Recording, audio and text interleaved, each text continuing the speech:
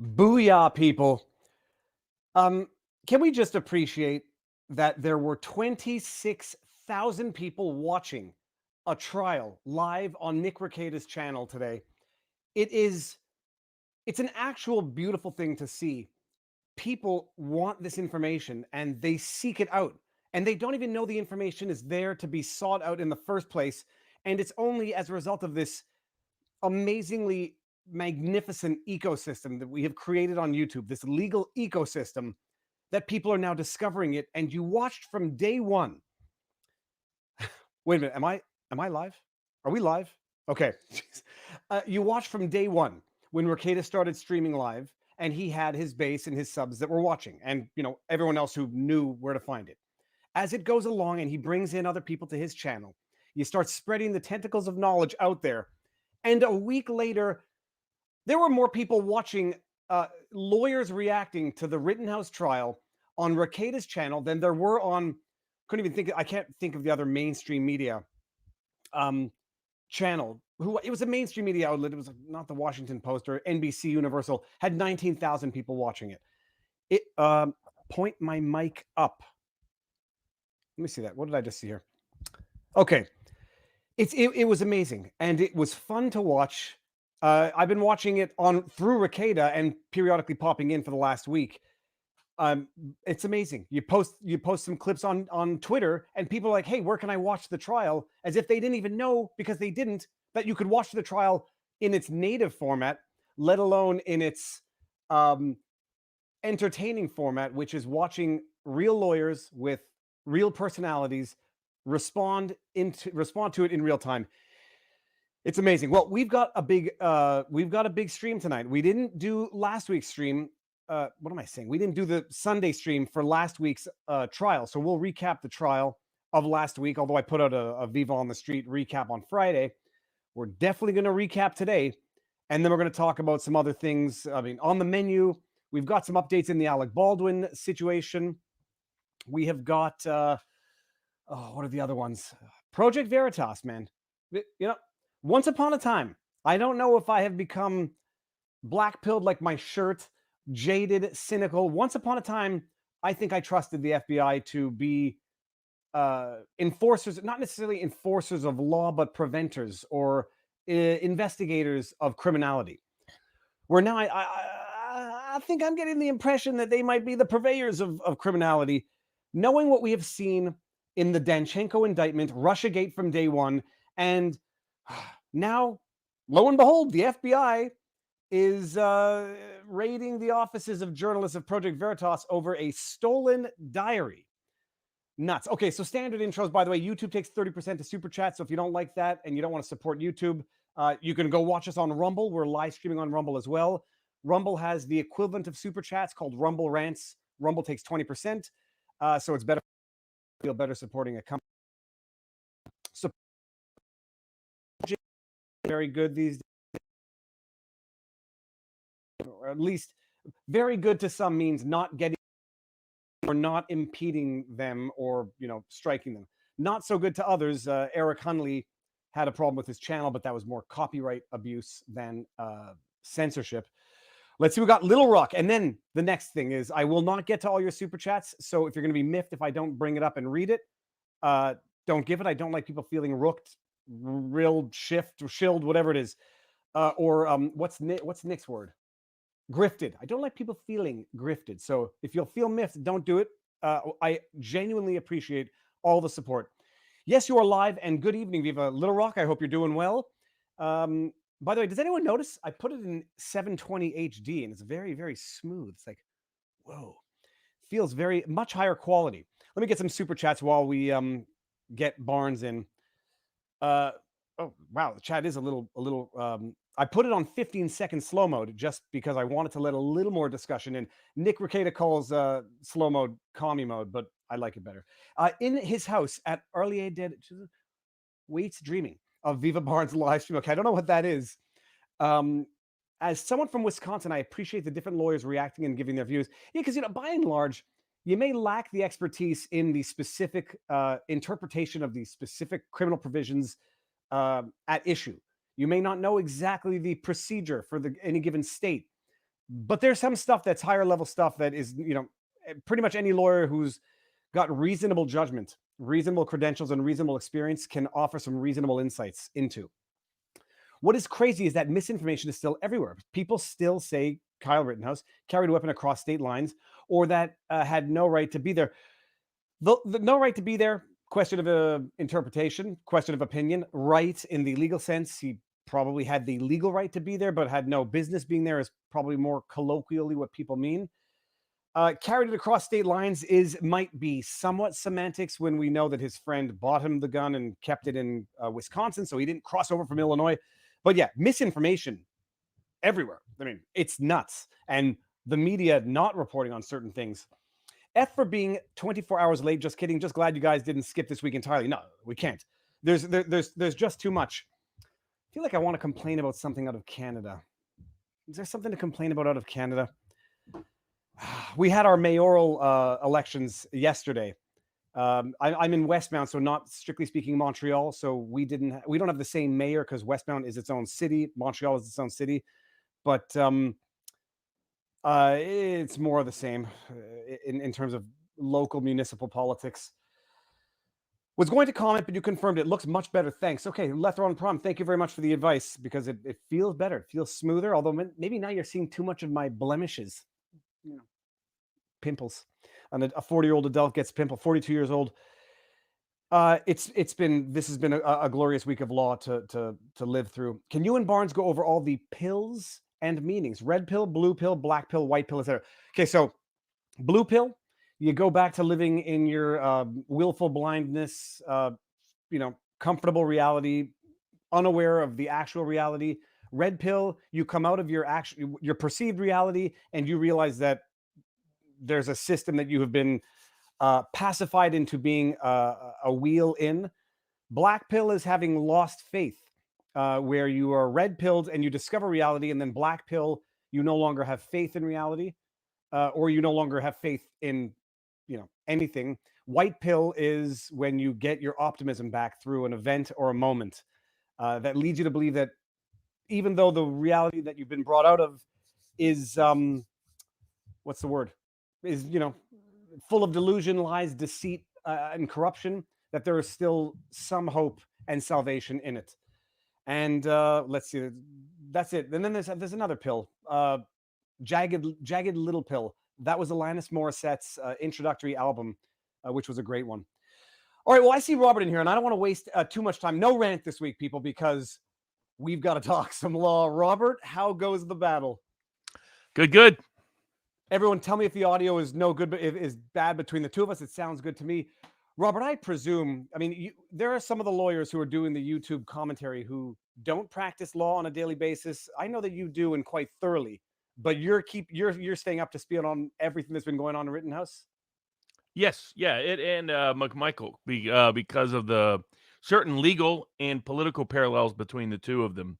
Though I believe Rittenhouse has a stronger case, as I've said all the way through. I think it's twofold. What the law of self-defense guy said before the trial started was that the only way he saw Kyle getting convicted of anything meaningful was if either Kyle testified and it went sideways for some reason, or there was a rogue jury. And that was my view, of course, as well. And now people have seen, why I believed what I believed. In other words, my view was that as long as that even a mediocre defense presentation wouldn't lose the case, as long as the jury selection was good and there wasn't an undue risk of Kyle testifying, because what everybody's got to see, I already knew. The state does not have a single good witness. It just doesn't. Well, okay. Well, let's not get too far ahead of it, because we'll start from the beginning. I want you to explain directed verdicts to everybody, what the origin of the word means. But before we even get there, opening statements, day one and day two. People think you have a personal grudge against the lawyer, which you might, but that doesn't mean you're wrong. I think pretty much the consensus, day one and day two went not well for the defense, but it's the time when the prosecution can say what it wants until such time as the evidence shows that the evidence shows what the prosecution says the evidence is going to show, which brings me to the opening statement, Binger. When he says the evidence will show that, fill in the blank. when he says something that is demonstrably false, that will be shown to be demonstrably false, such as Rittenhouse chased down Rosenbaum with his firearm to confront him. When he says the evidence will show this, what for anyone who's been paying attention is an outright falsehood on its face from the get-go. Are there ethical issues? Was Binger pushing the line with that particular statement, that one particular statement? Well, he's a prosecutor, so he lies. That's basically what the job is. And he's been lying about him about Kyle all the way through trial, all the way up before trial. I mean, he lied about him about the Proud Boys. He lied about him about the militia. He lied about him about his use of, gestures. He lied about him about bail issues. He just lied and lied and lied and lied and lied. So no shock. I mean, what I think I said before trial, Binger will lie at trial. That's what Binger does. Unfortunately, there's rarely consequences in Wisconsin or anywhere else for prosecutors that get caught lying. So he will interpret the video, which apparently the FBI has now found the HD version of that they had lost. They're like, golly gee, look at this. Do we don't all take aggregate credit, but is there some element of now they're feeling actual public pressure to actually not conceal things that they might have gotten away with concealing, but for the massive amount of attention on this? Yeah, credit to Jack Posobiec in particular, who highlighted this. Will Chamberlain at Human Events, who highlighted this. So this was the kind of evidence that was only going to be turned over if there was enough blowback in the court of public opinion that made the FBI look bad. And there was, and they can watch the case like anybody else. And both the McMichael case and the Rittenhouse case, much more so even than the Chauvin case, were cases where you had a media narrative that was totally fake, that was never going to be vindicated at trial in all three cases.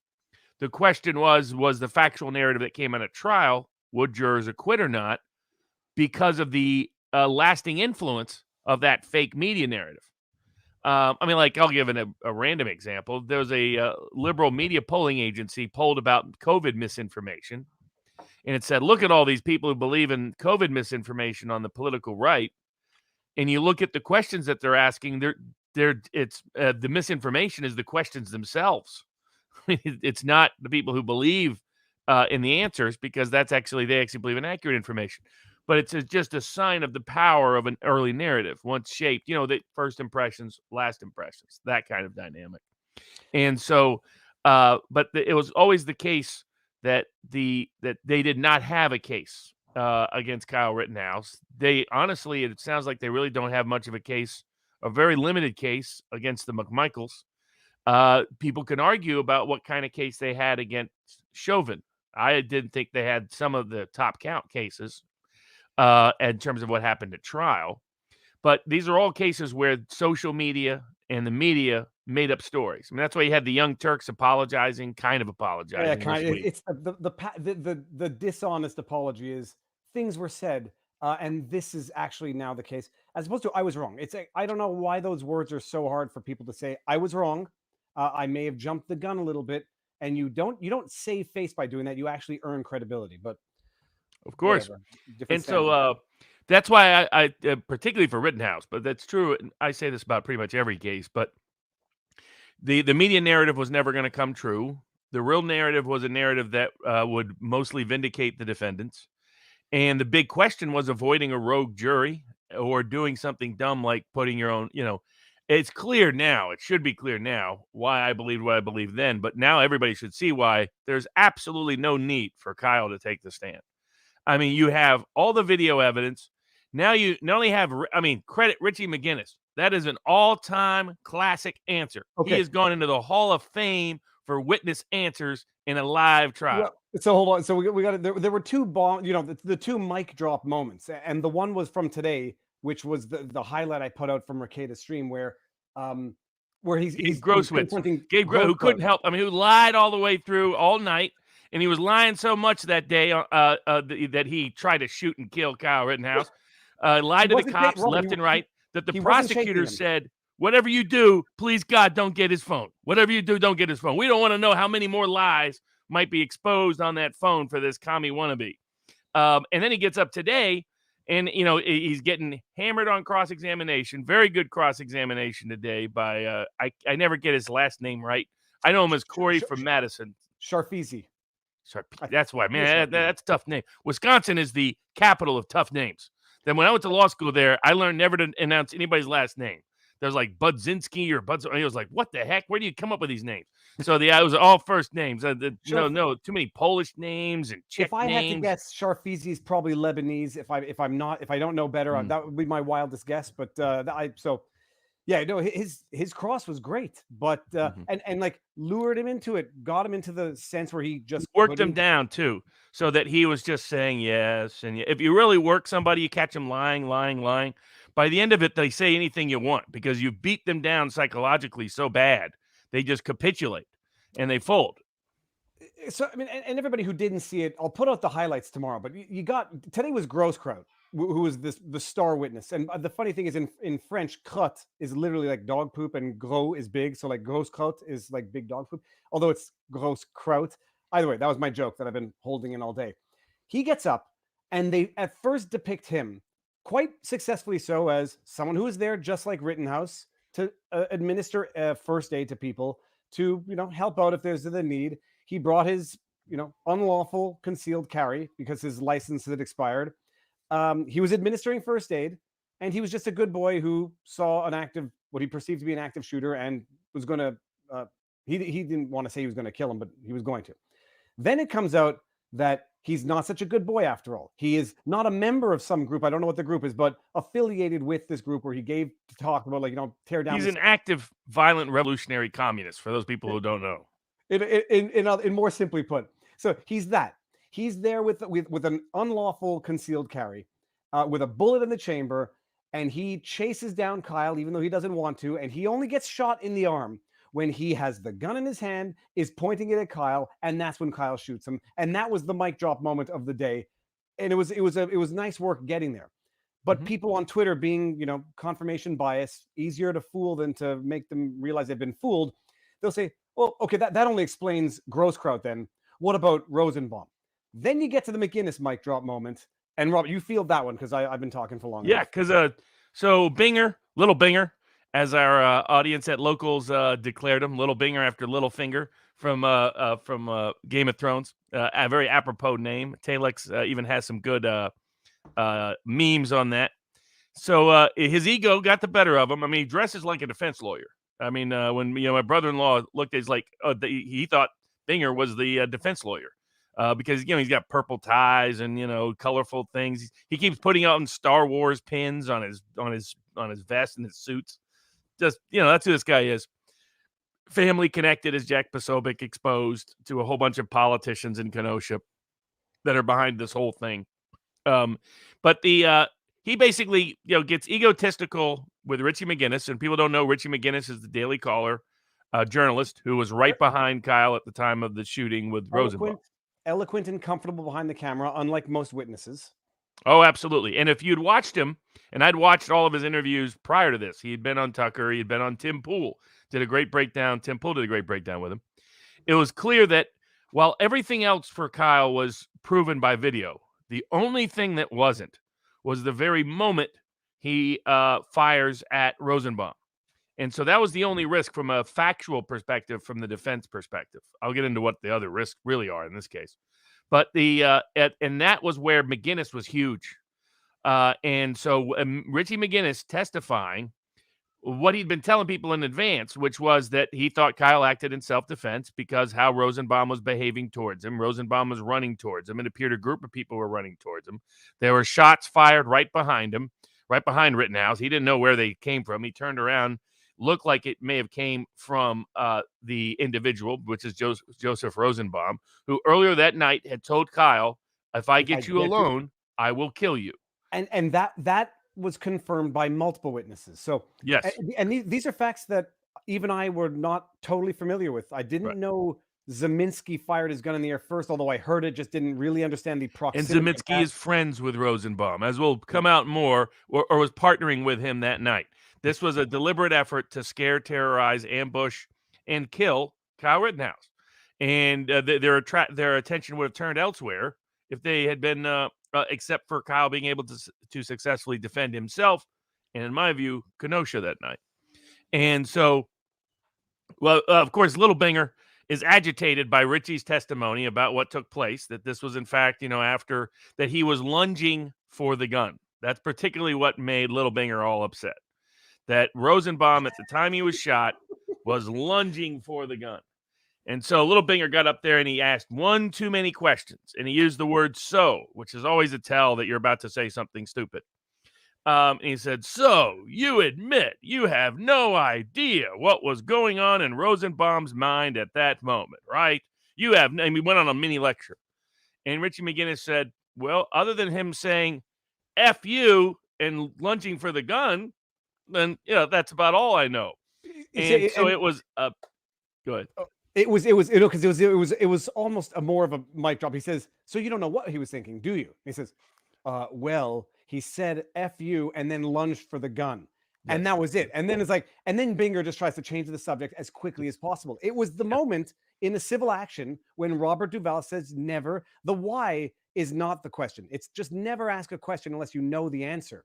Or in which, if you know the answer, and there's times where you have to take a calculated gamble, but that was not one of those times.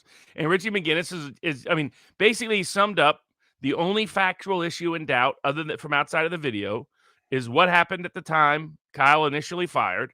And he made it clear Kyle fired right as Rosenbaum was screaming in a blood-curdling scream, F you, the same Rosenbaum who said, "I'm going to kill you if I get you alone," the same Rosenbaum who then lunged for the gun. And so would that put a reasonable person in fear of imminent risk of great bodily harm? And I think most jurors would say yes. No, sure. Not most jurors. The other witness said, yes, I would have reacted differently had that been me. They said they were going to get us alone, or they were going to get him alone and end his life. And, I would have reacted differently as well. How he ended up alone, another issue. So, I mean, those two mic drop moments explain the Rosenbaum. And like you said, the Rosenbaum aspect of it could have been factually a little more difficult because Rosenbaum didn't have a gun and wasn't striking him physically, but we now know was mentally unhinged. And I'm saying that non-judgmentally. They have not gotten into evidence his criminal past, which, though pertinent to understanding his frame of mind, was not pertinent to understanding Rittenhouse's response. But it gets into evidence that within 2.5 seconds of Zeminski firing the gun in the air, Rosenbaum screams "F you" and lunges not for Zeminski's gun, but for Rittenhouse's gun. And that's when the shot in the back, Robert. Oh, thank goodness I remembered. Binger, take another lie, because that's a lie, the way it was phrased. He was shot in the back, has a specific connotation, if not in law, at the very least in fact. And when you find out that the fourth shot in the back, that was one that killed him, only hit him in the back because he was falling forward, and it went 1, 2, 3, and then the fourth one hit him coming down in the back as he fell forward, and the 4 shots came off in 3/4 of a second, that attenuates the rather bold statement that Rittenhouse shot Rosenbaum in the back. So, total mic drop moments. But here, could Grosskreutz be prosecuted for concealing his gun, threatening Kyle, and lying to cops? Of course. And they just chose not to. Is it too late for that? Huh? Would it be too late for that now? It wouldn't necessarily, but given their choices to date, highly unlikely. All right. I mean, so opening statements, I think I know how you felt about them, but you talked about it elsewhere. But for those who may not have seen it, your impressions of opening statements, prosecution and defense. So, I mean, Binger does a good opening. So because he's a liar, but he's also a narrator. And so now the weakness he had is the facts in the case. I mean, this is what Nick Rekieta, others have pointed out. The facts are just not on his side. And that was always going to come out at trial. So his only hope was either a runaway jury, to use the John Grisham book and movie reference. The book was better because the movie, they changed it to a gun control thing, which I thought was lame. But the jury aspects are very interesting and more accurate than people would know. Good movie. Almost every Grisham story is a good story. But the risk were runaway jury or Rittenhouse, Kyle getting on the stand and something going AWOL for that reason. Because the facts were just overwhelmingly against him, and the witnesses they don't have a single sympathetic witness. So he had to tell a story that was really to a biased jury. And that's what he's been doing from the very beginning. He knows his case is weak. So what he's telling a different story for a different audience, and he told the story for his audience, and thus was an effective opening in that sense. It wasn't an effective opening for persuading people who see Kyle as innocent or presume Kyle is innocent. It was only a persuasive opening for those who presume Kyle guilty. But because of how he's worked the court of public opinion, that was already where the jury pool was. A random jury pool was oriented that direction in Kenosha. On the defense side of closing with Richards, what I told Rickade is that Richards' skill set is facts. His skill set is not narration. His skill set's not, law to tradition. He's not a research, and I call them fact lawyers. Well, actually, other lawyers called them fact lawyers when I was growing up. In other words, like not a smooth talker and not a persuader like Binger, because Binger is smooth. Right. He comes off like a Gary Oldman character with the Stephen Colbert voice, well dressed, well groomed. Richards, I'm not saying this to be critical, is not, and everyone has their strengths and their skill set and their weaknesses. Binger is fact-based and not persuasion-based. Right. I think the good with Richards, he remembers all facts. So if the facts naturally fit into a narrative, he does well. When they deviate from that narrative, he does not, because he doesn't naturally put facts within a narrative structure. Also, evidentiary objections would not be a strong point because he's just not a law guy. So like when I was coming in law school, we used to describe lawyers as either fact lawyers or law lawyers. And what we meant by that is the fact guys were the guys that were really good with the facts in all aspects of a case in terms of developing them, learning them, communicating them, etc. Whereas law guys were the research guys, the writing guys, the conceptual guys, the abstract guys, so who are good in law school, good writing briefs, good researching arguments, things of that nature. But that was more their strong point. He's not. He's just a fat guy, but he's a fat guy that's very linear and literal in his thinking. So it's not a surprise like he gets directions wrong, which he talks about. It appears as though my volume has been low. Is my volume now better now, people? I figured out something where I actually figured out how to raise my volume. Let's see very quick before we carry on. Is this volume better? I will talk normally. Mic check 1, 2. Let me get to the comments. Yes, Viva, you missed freedom pills. Freedom pills. Okay, so the audio is better. If I have to bring it up again, let me know, people. My apologies. Okay, if it's a little better, let me just go camera, audio, mic volume. Is that here? I'll bring it up to 94, people. Is this better? We're gonna have a Ricada moment, except I won't lose my temper, and I'm gonna try to fix it. It's so funny when Nick goes nuts. He's doing his 10 hours things, and he has a very interesting, aggressive chat. And so they will. Though I think he got up to almost 30,000 live today. 26,000 live today. It's what's glorious about it is the organic manner in which it builds, because you bring in lawyers from all areas, all practices, all countries, and you bring it on social media platforms, Twitter, Facebook, YouTube, and then people find the source that they want to be hearing, and they didn't even know they wanted it in the first place. So, sorry. Binger did a smooth presentation. Richards was more choppy, a little better at the end. What you got a sense was he did it was my recommendation. He may have done it on his own accord anyway, to use visuals. I would have used them in a little bit different manner, but that's again just a stylistic difference. But I thought it was very important that he introduced to that jury the visual proof that Kyle was innocent, and he did. He showed him the videos and showed him the photos that show Kyle on his back getting attacked most of the night. Kyle's the one getting chased, as Anna Kasparian finally figured out at the Young Turks, not the other way around. So that I thought was valuable, even if its narrational component wasn't his strength. The first full day of testimony, I thought the biggest mistake made by the defense throughout the trial happened then, which is they let in a lot of inflammatory, prejudicial hearsay. We had super chats admitted into evidence in a criminal case. Never seen that. We're calling it's the editorializing of the events through witnesses or individuals who are not witnesses. So it's specifically the aspects of the video which were not shot by the witness, were admitted by the witness, even though he pulled them from the internet, where the individuals in the video are saying militia, militia, militia, and that's the editorializing of the content. So if you want the content itself to make evidence for the content, then you have to have it admitted and testified to by the witness, which they didn't have. So that's the hearsay aspect.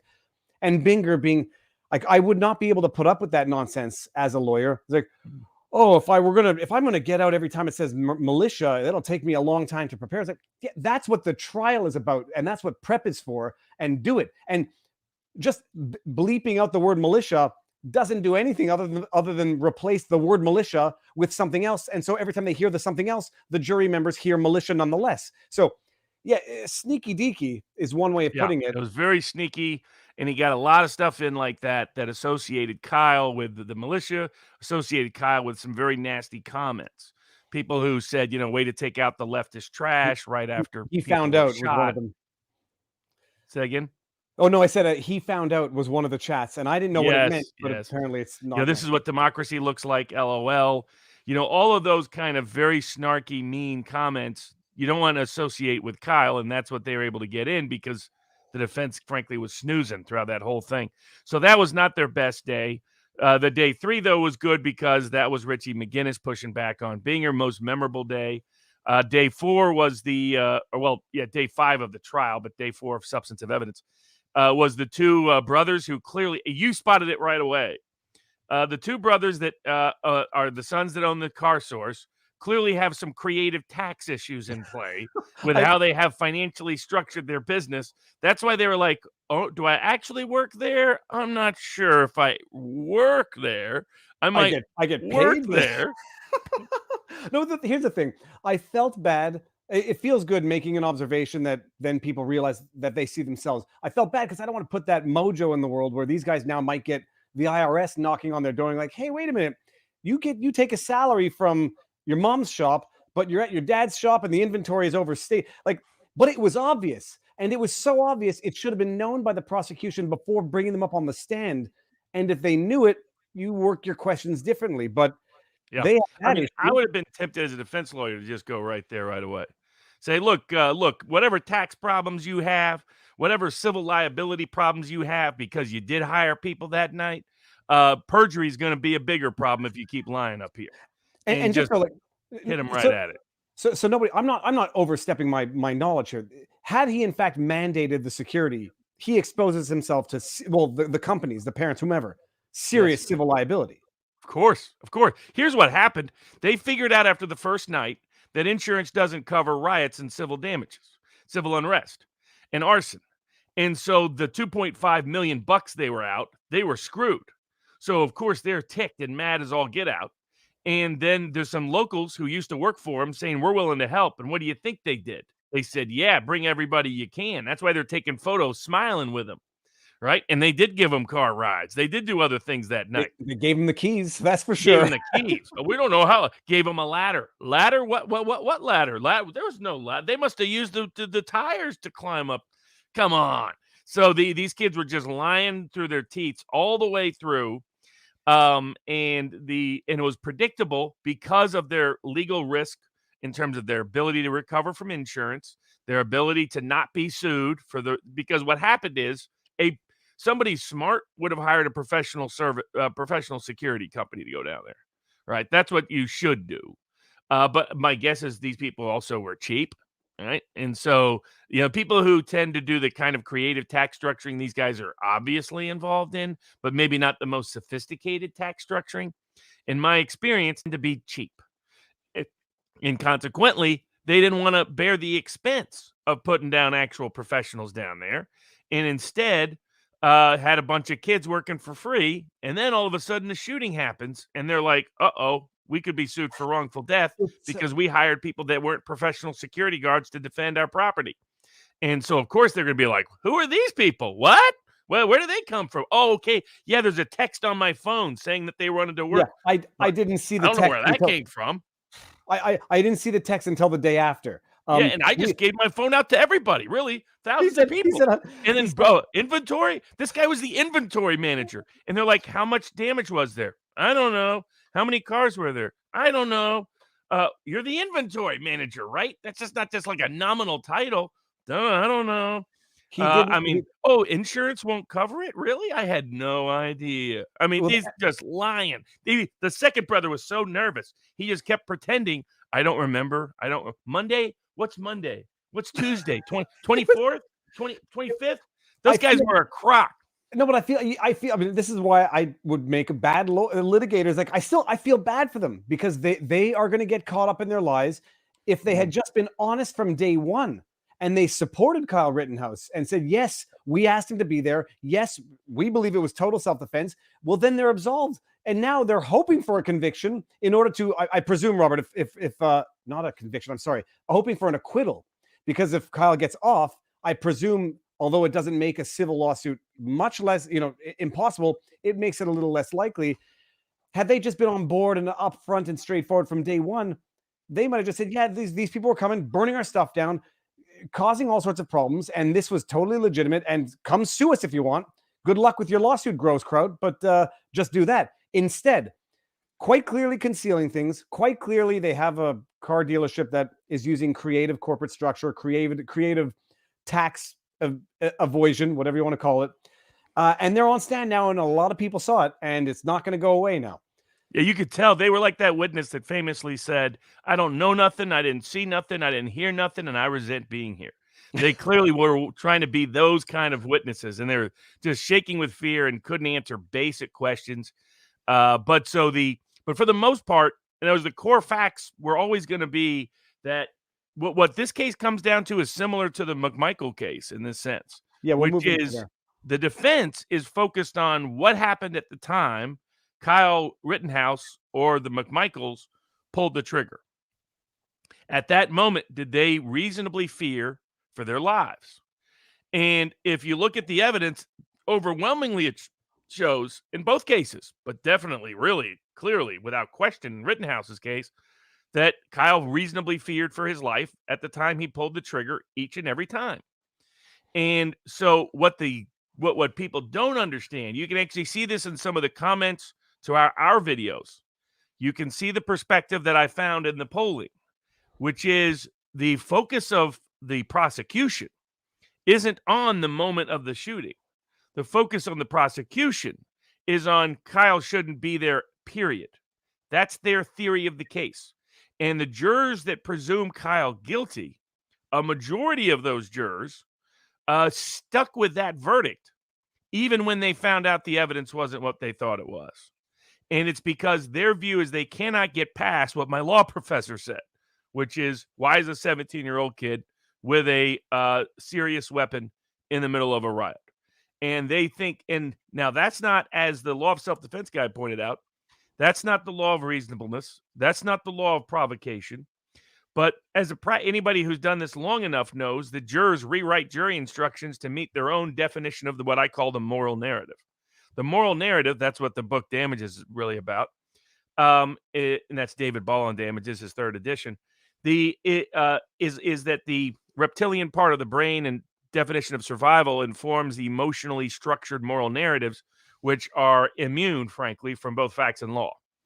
And the potential risk is, and this is why, like, people think, man, Binger's doing a terrible job. No, because Binger's preaching to a different choir. Binger sees the chaos and all the evidence of chaos and the evidence about this being a war zone, about the evidence of these that came out in trial about guns going off everywhere, even including evidence of Rosenbaum being mentally ill and being discharged from a mental hospital the day before morning of he showed up at that place. He sees all of that as evidence in his favor, because he sees that the more chaotic it is, the more violent it is, the more troubled people are present, the more it's unreasonable, in his view, for Kyle to even be present. And thus, he sees that as the definition of reasonableness that negates self-defense in their theory. That's why this case was really always all about Kyle not having to take the stand and picking the jury primarily. Well, the interesting thing is that, I don't know how many times Binger says, and Kyle Rittenhouse was the only person that killed someone that night. And I'm thinking, Binger, this doesn't prove what you think it proves. It proves that there was something uniquely singular about what happened to Rittenhouse, that it had to escalate to that point in the first place. But to the point that you raised about, it's not normal. I hear an echo now. Darn it! I have to put them on. Oh, okay. If it went away, I'll leave it. To the point that Rittenhouse shouldn't have been there with an AR-15, a serious weapon in the first place. Another piece of evidence that I didn't know is how many people were there with AR-15s. Like, how many people who might be qualified who might be called a militia in the non-judgmental sense. The amount of people who were there with firearms to protect and to protect property and life, and the cops knew they were there. So when I see that footage, of Rittenhouse and the other guys walking in front of cops with their flashing lights, and nobody says a thing. And that there were, I don't know how many they said, dozens, if not hundreds of people with guns there. Then I said, like, holy crap, my initial reaction that Rittenhouse should never have been there. I thought he was like one of two people there with an AR-15, and that's not the case. So it's a very interesting thing, preaching to a different choir and telling a story that you view fundamentally different than others. Yeah, exactly. And so because from my perspective, and I hope they do incorporate more of this in the defense by closing at least, Kyle should have been there. Because, I mean, are we supposed to just let our towns get burned down? Are we supposed to let businesses get destroyed, let people's dreams get crushed, let people get beaten in the front of their own furniture store, which is what happened the night before in Kenosha? Is that allow the police to abandon part of the town to lawlessness and criminality? Somebody should stand up. Somebody should step up. And Kyle did. It's sad that it took a 17-year-old kid to be the one to stand up. It's sad it took a 17-year-old kid to be the one to step up. But who is that on? That's on the mayor, that's on the governor, that's on the politicians, that's on the police who were not there that night, who chose not to go in that night, even after people got beaten in front of their own stores. And that's why I saw this as an attack on Kenosha, and Kyle was not just defending the life. It wasn't just self-defense of Kyle, it was self-defense of Kenosha. It was self-defense of middle America from criminal lawlessness. However, the reality is liberal Democrats see it totally differently. Liberal Democrats see it as the kid shouldn't have been there, and the kid provoked everything by even being there in the first place. That's why, for example, Binger welcomes the evidence about Rosenbaum making threats all night. He's like, "Oh, this guy was really a 5'3", meaningless little lunatic." And I mean, not that anyone's going to make an expertise in body BMI, but 5'3", fine. 150 is pretty solid for 5'3". I'm 5'5" and a half and weigh 160, and I'm relatively well built. That's a stocky dude at 150. It's not nothing. It's not a 110 wet type thing. So what it shows is the disparity of perception. So for most people that follow from a certain linear perspective and a right of self-defense perspective, everything Rosenbaum did reinforces Kyle's self-defense. From the perspective of the sort of liberal Democrat type, they're like, this is just a poor little crazy guy who's trying to make a difference, who shouldn't have been shot and killed for being there. The other person who shot and killed him shouldn't have been there. That's their mindset. That's their mentality. And they see that evidence as reinforcing their narrative. That's why you're seeing two totally, like, this would have been a great case for parallel juries, which is what you have jurors who are watching the case and are giving you feedback. And because it's visual, they could give you feedback. You wouldn't have to put them in a centralized location like you usually do and recreate the evidence each day live to see what the feedback is. Because my guess is that's what you'd find. You'll find that the left has been unbudged most of the left has been unbudged by the trial evidence. That they are just as convinced of guilt as they were, and now at least from the polling data, that's what I had found. That about a third of the jury pool would not give up guilt no matter what, because they were so pre-committed to it and had a broader belief about the case that wasn't focused on when Kyle pulled the trigger, was he at risk of imminent harm, but rather should Kyle have been there, period. Yeah. And it's funny, we got a bigger fish tank today because our guppies have been procreating like heck. And so we got a much bigger fish tank. And I'm just walking with the lady to the car. She's carrying some of the stuff. And I said, are you watching the Rittenhouse trial? Oh, I said, do you know about the Kyle Rittenhouse trial? She said, yeah, I know, but and I say this non-judgmentally for the individual, not paying attention to it in any meaningful degree, still thinks, the kid was crazy, shouldn't have been there with a gun. And I'm trying to be polite. It's like, yeah, I think there's a little more to it than that. And but that's the person who believes that doesn't get past that. Like, no matter what arguments you make to him, no matter what evidence you present to him. That's why this case will still come down to what jury did they get, and whether or not they put Kyle on the stand. They clearly do not need to put Kyle on the stand at this point. If they have any kind of reasonable jury, he gets acquitted. Well, and not only do they not need to, but they probably shouldn't, because there was some ambiguity. Oh no, in terms of leaving it alone when Groskraut says, yeah, I only got shot when I pulled my gun and pointed at him after chasing him. What would you need Kyle to say? But so leaving it to the jury, this is the question. A lot of people have been asking in the chat. Directed verdict. First of all, what's the word directed verdict? Why is it called that? So it's the judge saying that no reasonable jury could conclude anything but acquittal. So the judge basically says, I'm directing the verdict because there's no reason why I should allow the jury. It's basically the judge is directing the verdict, hence a directed verdict. Yep. I asked the question in the chat today. Maybe you know the answer. I asked it with Ricada. Can a judge raise a directed verdict sua sponte of his or her own volition? Oh, yes. But it's Okay. extremely rare. And the reason for that is, generally speaking, it cannot be appealed. So, a directed verdict after the jury verdict can be appealed, but a directed verdict before the jury renders it cannot be appealed. So judges hate giving it. The second thing is, it's going to be the extremely rare case where facts are so beyond dispute that you couldn't possibly convict in the mind of most judges. So even here, Binger will point to the video evidence as being possible, capable of ambiguity. I don't think so, but and he'll point to some other factors as well. This judge has said from the get-go that he wanted to show off. Every judge in a high-profile case, in my experience, wants to show off their community and prove how good they can handle, particularly state court judges, how good they can handle a high-profile case. They're very proud of their community.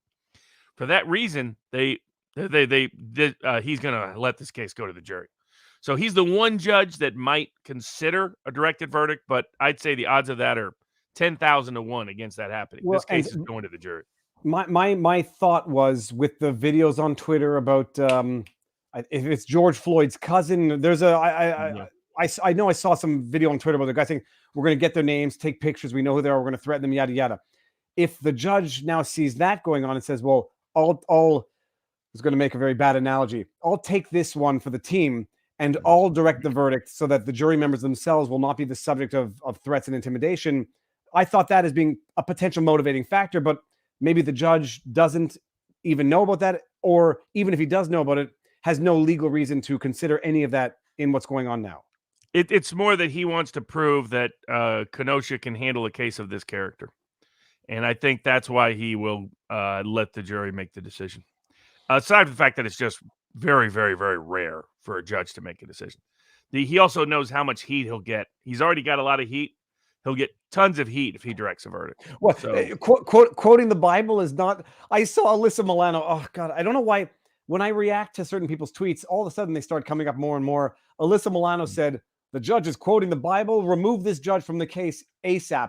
And I'm like, yeah, that's not how it works. And if you think quoting the Bible is the worst thing that a judge can do to warrant removal from a case, you're living in La La Land, which you are. Because also, Robert, she ran a poll. Will you get your kids vaccinated if it's authorized for 5 to 11-year-olds? 92% of 173,000 people said no, never. And I thought that was a funny result of a tweet. But what was the first part of that again? It was about the judge. So yeah, it's extremely, extremely rare, usually only for completely factually incontroverted cases where legally, as a matter of law, the person's behavior cannot, under any definition of the facts, meet the crime. And this judge, I see some people in the chat that are saying that they don't think he believes in the community. Go back and listen to what he said during the jury selection process. He made very clear how proud he was of Kenosha and how Kenosha was going to prove to everybody you can handle these cases correctly, so on and so forth. So, and that's very, very commonplace.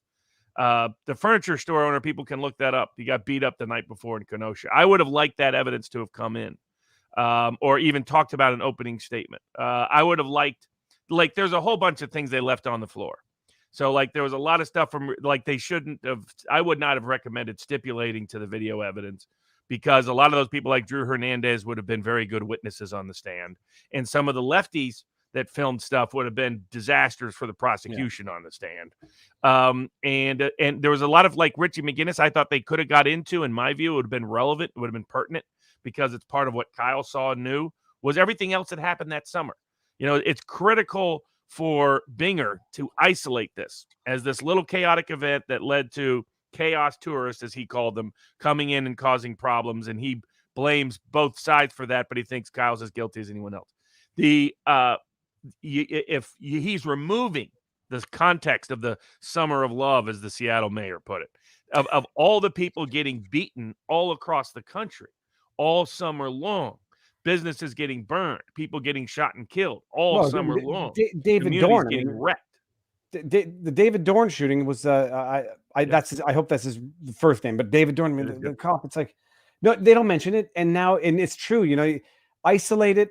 This was the only person who got shot that evening of that particular riot in that particular city on that particular street, and it was only because one individual with diagnosed mental disorder, clearly on an episode, begging to get shot, lunging at a weapon after someone else fires a gun, another one playing whatever superhero he thinks in his own head, trying to strike him with a skateboard and take his gun, another one pulling out. By the way, I don't know this. I hear the word Glock. I have an immediate negative reaction. Is that a common thing, or is that a typically unlawful weapon in the States? Oh, I mean, that's a totally lawful weapon. It's just, it has a certain, the name sounds, scary in certain contexts. Is it not? It's undetectable through metal detectors. That's my stereotypical misunderstanding of what a Glock is. Not that I'm aware of.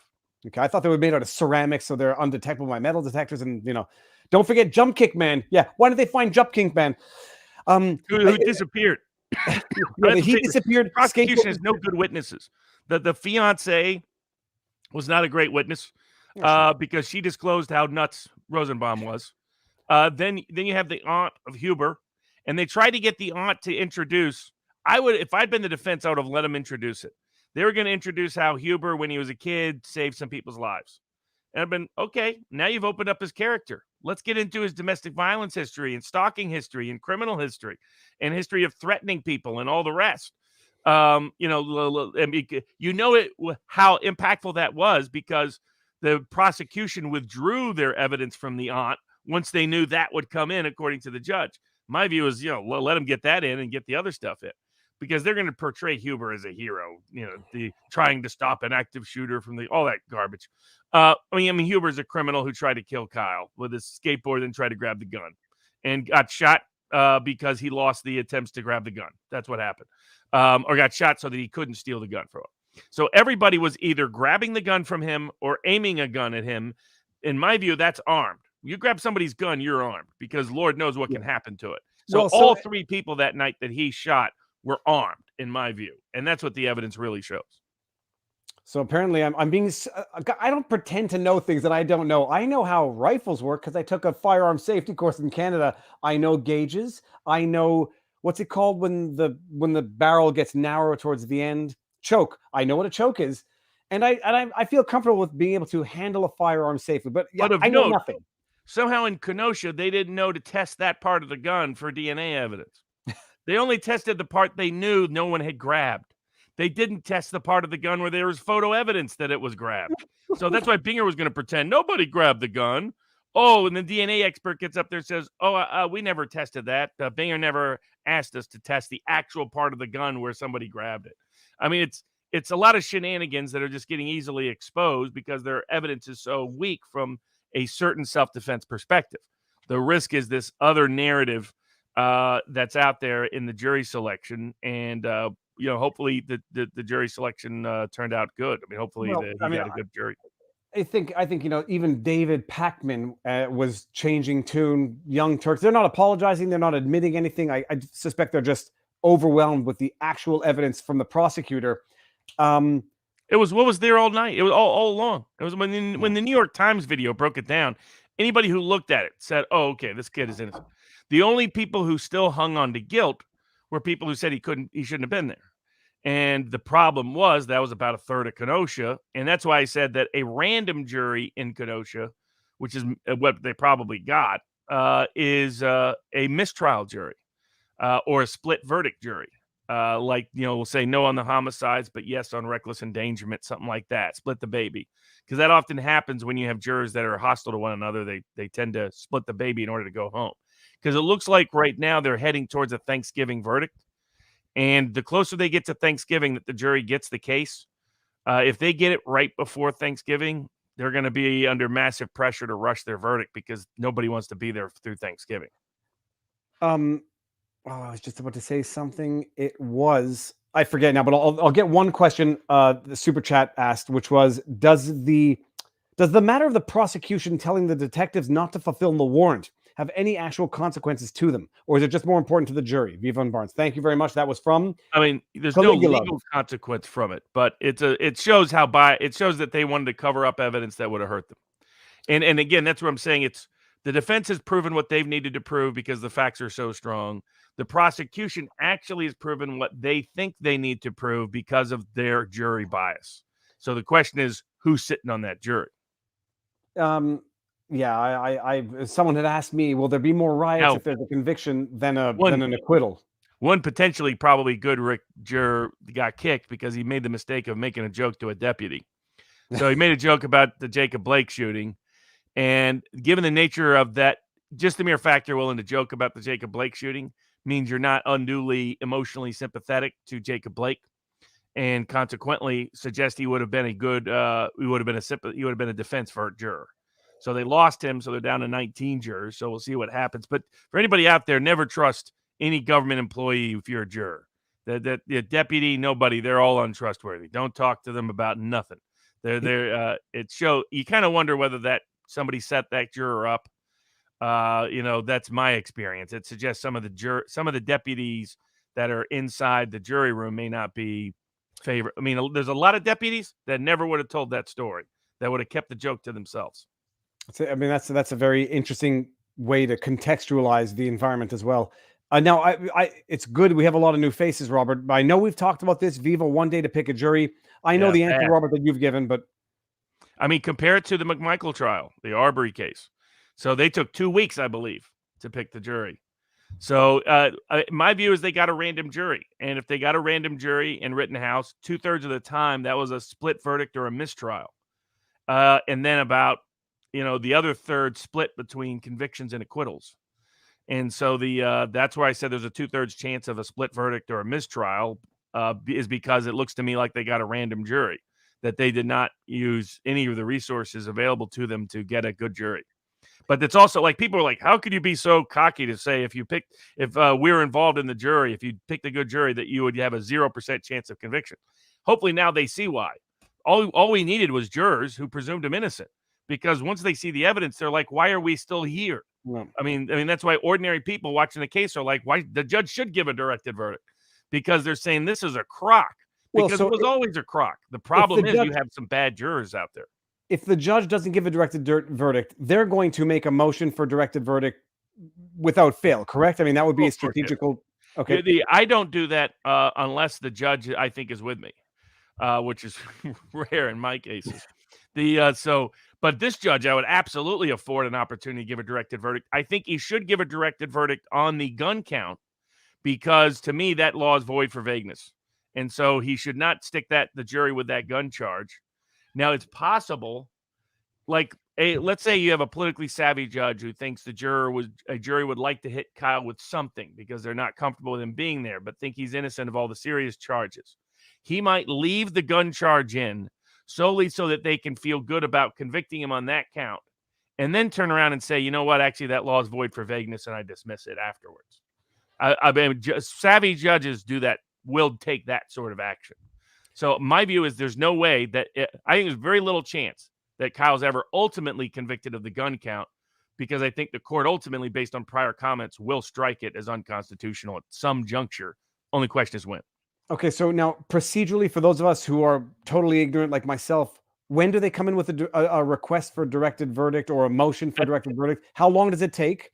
And I mean, what do we see practically speaking? So you can do it twice. Actually, you can do it 3 times. You can do it at the close of the prosecution's evidence. Then you can do it at the close of the defense. Then you can do it at the close of the rebuttal. So you have 3 chances to move for a directed verdict on any of the counts. Okay. And can be different arguments on different accounts. I mean, one issue is you have a complaining witness who's the reckless endangerment, the guy that jumped and tried to kick him, who they labeled jump kick man. He's not testifying. He's disappeared. So you have an issue kind of there. I mean, there is video evidence of likely a shot going off near him when he was trying to jump and hit Kyle in the head. But the key evidence on all of those will be reckless endangerment is a little tricky, as people found out in Wisconsin. The law is not, the instructions sound confusing. But here's what that boils down to. you could have self-defense as to the person you shot and not have self-defense as to the person you recklessly endangered. The biggest tricky legal aspect for Kyle is Richie McGinnis, the reckless endangerment charge of Ricky McGinnis, because he doesn't have self-defense against McGinnis.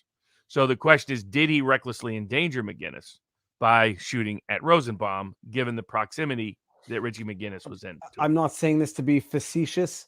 I mean, but does the evidence that the only people he intended to shoot were hit and no one else, is that not evidence that there was actually no reckless endangerment? Oh, absolutely, that's evidence of it. Accuracy matters. And so that there was actually the Richie McGinnis was not, and he said some favorable things for the prosecution on that count, but he also said favorable things to the defense because he said he got out of the way. So once he's out of the way, that means he's not really in serious risk of anything bad happening. So it depends. And again, my view from the very few jurors will break down that kind of detail. They either feel comfortable with what happened or they don't. They either feel self-defense really happened or it didn't. And they're usually going straight acquittals or split verdict. But what it is, you could see a split verdict where they acquit on everything but that count. And really they're just, again, making a moral statement. Okay, we think we don't want to encourage kids coming down with guns. So we're going to say, but like, there's an example. The defense should not have ever allowed his TikTok account to come in. There was no need for that. The title of it, I know Nick found it funny, but the title of it was unproductive. And some of the statements were unproductive. And the image actually was kind of unproductive. So there was no reason for let Binger sneak that in. But because it's going to have visually resonant effect over time. It's the kind of thing that could lead to a split verdict, where they say, we don't feel comfortable with what happened. We want to send a message with what happened, but we think it was self-defense, so we'll split the baby. We'll convict him of just this one charge. Now, with this judge, that likely won't lead to any really bad consequences. With other judges, it could have. Because I think each count was something like 12 years or something potentially in that area. So but nobody believes that this judge would give Kyle a harsh sentence if that's all he gets hit with. And there's always a possibility of a directed verdict after the verdict. I'm going to bring this one up by Influences by Ariadna Jacob because I haven't forgotten about you, Ariadna. And Ariadna is going through a very interesting lawsuit herself, which if you haven't seen it, she was on Tucker Carlson, and go look it up. I have not filled myself in. We're gonna have a discussion sooner than later, Ariadna. But thank you for your coverage of this, and I love all of my favorite law people combining on Recchi and his channel separately thoughts on BI and Portnoy. We might be able to talk about Portnoy tonight. We should. Portnoy, yeah. Remind me of what's BI. Okay, everyone in the chat, let us know what BI is. But while we get to that, first of all, Ariadna, thank you very much. So here's my question. Two things. Practically speaking, if they make a motion for directed verdict, how long does it take to get a decision on that? Who renders that decision? Does it become precedent? And the second part, Robert, to this question is, even an acquittal in this case, does it become precedent? Because there's no motivated judgment that's going to set out the principles that were at issue here. So what sort of precedent, defense of Second Amendment self-defense rights, would an acquittal even mean in this particular context? Part one before part two. Sure. So a motion for directed verdict can be raised at 3 different times. The judge would be the one to hear it. And it's up to the judge how long it is. Usually it's handled very quickly. Like, they raise it. Sometimes they go into detail. Sometimes they don't. And the judge usually gives a quick ruling. The reason why I don't raise it in cases where I think the judge is against me is because the judge will preview for the prosecution where they should go. So that's why I generally don't recommend lawyers bring motions for directed verdict, because a judge who's hostile to you will say, oh, but look at this key evidence. And really they give a roadmap to the prosecutor about how to pitch to the jury. This judge won't do that. So that's why you often don't see it raised as often as people might think. But they can raise it, and it can be as, if he wants to have half a day for argument, he could, but that's pretty rare. It's usually handled pretty quickly, pretty effectively, pretty aggressively. What was the second question? Precedent. It's political precedent, not legal precedent. But hold on, is there a written judgment on the motion for directed verdict which sets the precedent? Usually, yes. Usually, yes. All right, and then the second one is political precedence, political importance, but not no legal effect in that sense.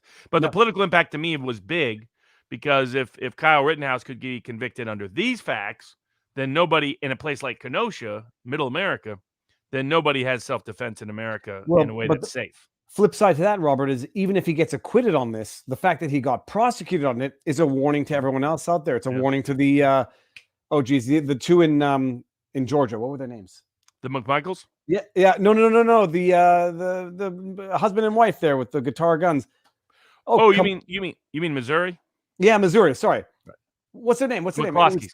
McCloskeys. We got McMichaels, McCloskeys, and yeah, the fact that he could be prosecuted in the first place is all the precedent, presumably, that needed to be set, and so get acquitted after a public But scrutiny. people will be, if there's any convictions here, there'll be a lot of shock. I mean, if justifiably a lot of shock, because that'll be a sign of problems with the jury pool.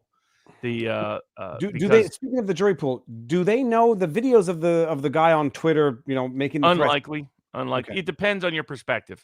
There are some people that think jurors really pay a lot of attention to social media, despite their instructions not to pay any attention to it. I go back. I think I'm more doubtful on that. I think jurors mostly know to be very careful and don't do it. I think only a few jurors. I think only rogue jurors mostly actually pay any attention. Well, what they're instructed is they're not to look at anything in the media, social media, anywhere that could raise this case. Now, we know from the Chauvin case they were. So sometimes it bombards them so heavily that they can't avoid it. No, but it's not evidence that's before the court that the judge has any knowledge of or has discussed. It's not something that's part of this trial. So that's a bigger question. Britt Cormier says, I love watching the rest of the world, especially the left-leaning people I know, learning from this case what most of us knew a year ago. Watching their brains freeze up as the evidence comes out on a trial is just priceless. That is, I mean, it might be time to segue into the next thing, because that's a good segue into the Danchenko indictment. Watching people now learn something that the rest of us were, onto a while ago, and then they have to try to, the cognitive dissonance in them doesn't want to accept it, but how do you explain it away, versus others who just will never accept it. I think we've done on Rittenhouse. We'll talk about more of it on Sunday. There's nothing really more to discuss anyhow, but the Danchenko indictment, Robert. Okay, for anybody who doesn't know, Danchenko now, some people say he's Ukrainian, but all articles are saying he's Russian. Was the dude apparently who the Clinton campaign, through their counsel, mandated to do opposition research on Trump. He had garbage. It was fabricated information, which he, I believe, unless I've misunderstood, lied about the fact that it came from an anonymous call. He fed that information to Steele. It became the information on which the Steele dossier was based, which was then leaked to the media, apparently through activists within the Clinton campaigns or campaign, that the FBI then used as the basis to petition the FISA courts for a warrant to spy on Carter Page and the Trump campaign. And now he's been indicted. I try to tell people, remember that time that Hillary Clinton and the Democrats, I say political Democrats, and the mainstream media told you that Trump colluded with the Russians to interfere with the elections? Well, actually, it was actually the Clinton campaign that did exactly that. Am I wrong? Have I missed something? Am I oversimplifying? Have I been wrongly blackpilled? Or is that exactly what the heck is going on here? Yeah, I mean, that was obvious from day one, in my view. So I told people, either read Graham Greene's Our Man in Havana or watch the film, which is a good film, or read Jean Le Carré's Taylor of Panama, or watch the film, also a very good cinematic rendition of the book, because it's how the intelligence infrastructure works in these kind of cases. You could predict exactly what Steele did. So he was paid to doctor a report and launder rumors, innuendo, and fictional fabricated stories as intelligence reports.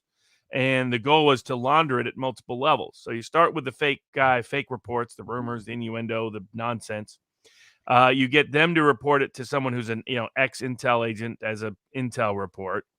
He then launders it through the media and the FBI parallel to it. The FBI will cite the laundered report to the media as independent verification of the story, even though, again, it's all the same original contaminated source. Then they go to the FISA court, get the FISA court to re-launder it again.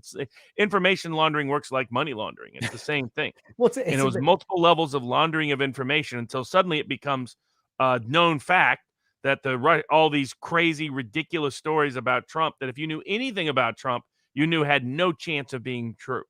So they were just so ludicrous and out of the just utterly inane.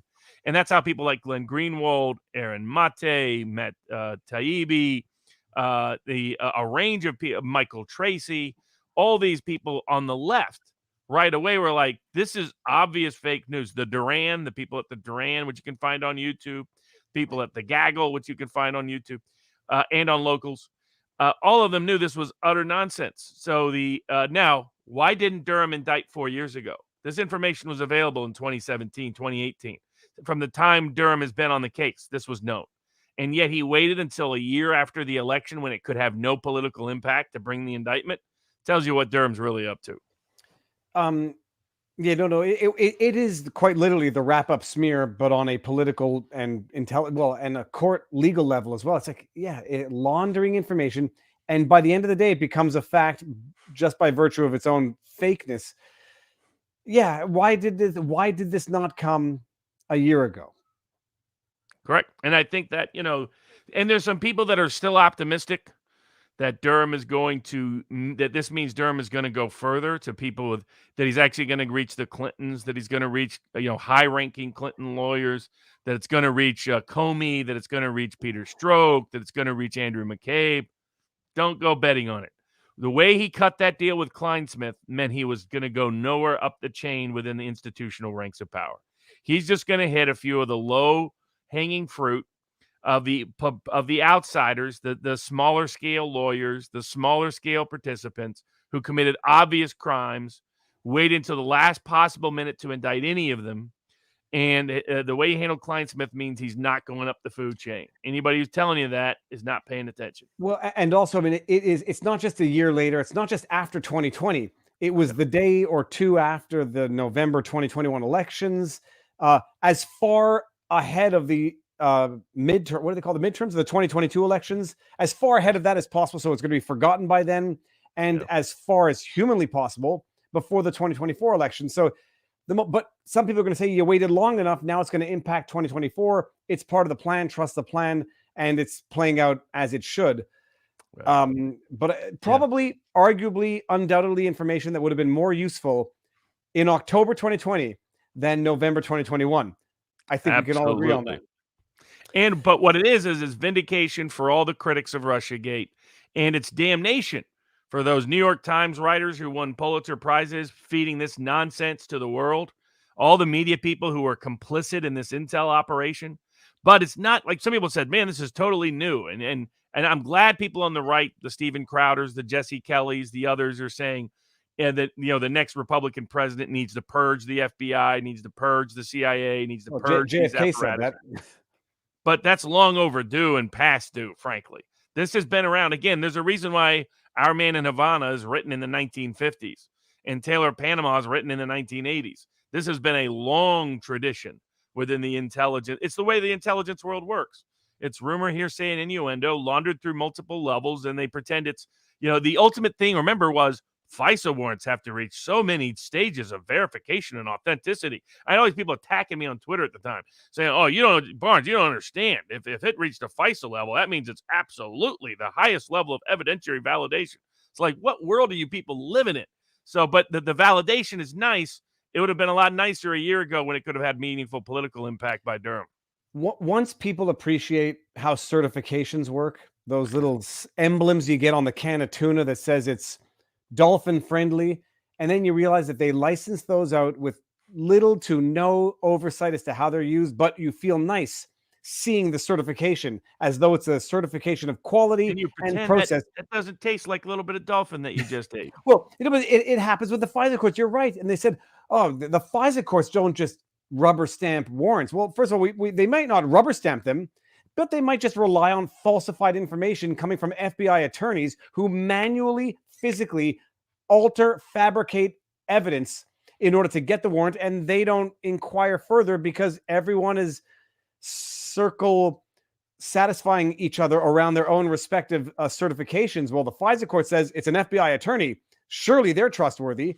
And then everyone watching this says, well, the FISA court issued it. Surely they're trustworthy. And the media runs with it. The same media that ran the fake story in the first place that the FISA courts relied on.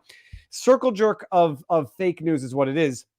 But it's objective. I mean, this story is turning out to be, it's so far down the line now, nobody cares, nobody remembers. But it's the Clinton campaign literally being guilty of exactly that which they were accusing the Trump campaign of having done. Correct. Absolutely. Confession through projection. And you could kind of say that about Democrats building up 4 years. When they kept saying there's going to be somebody in the White House that's compromised by foreign governments, that's corrupt, that their kids are part of the corruption.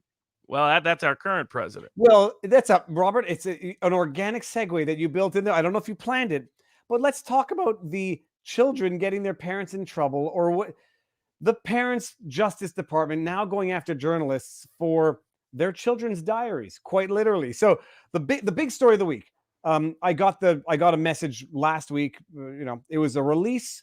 Project Veritas have been raided by the FBI over alleged Ashley Biden's allegedly stolen alleged diary. I say alleged at all three steps here because we don't know if it's a real diary.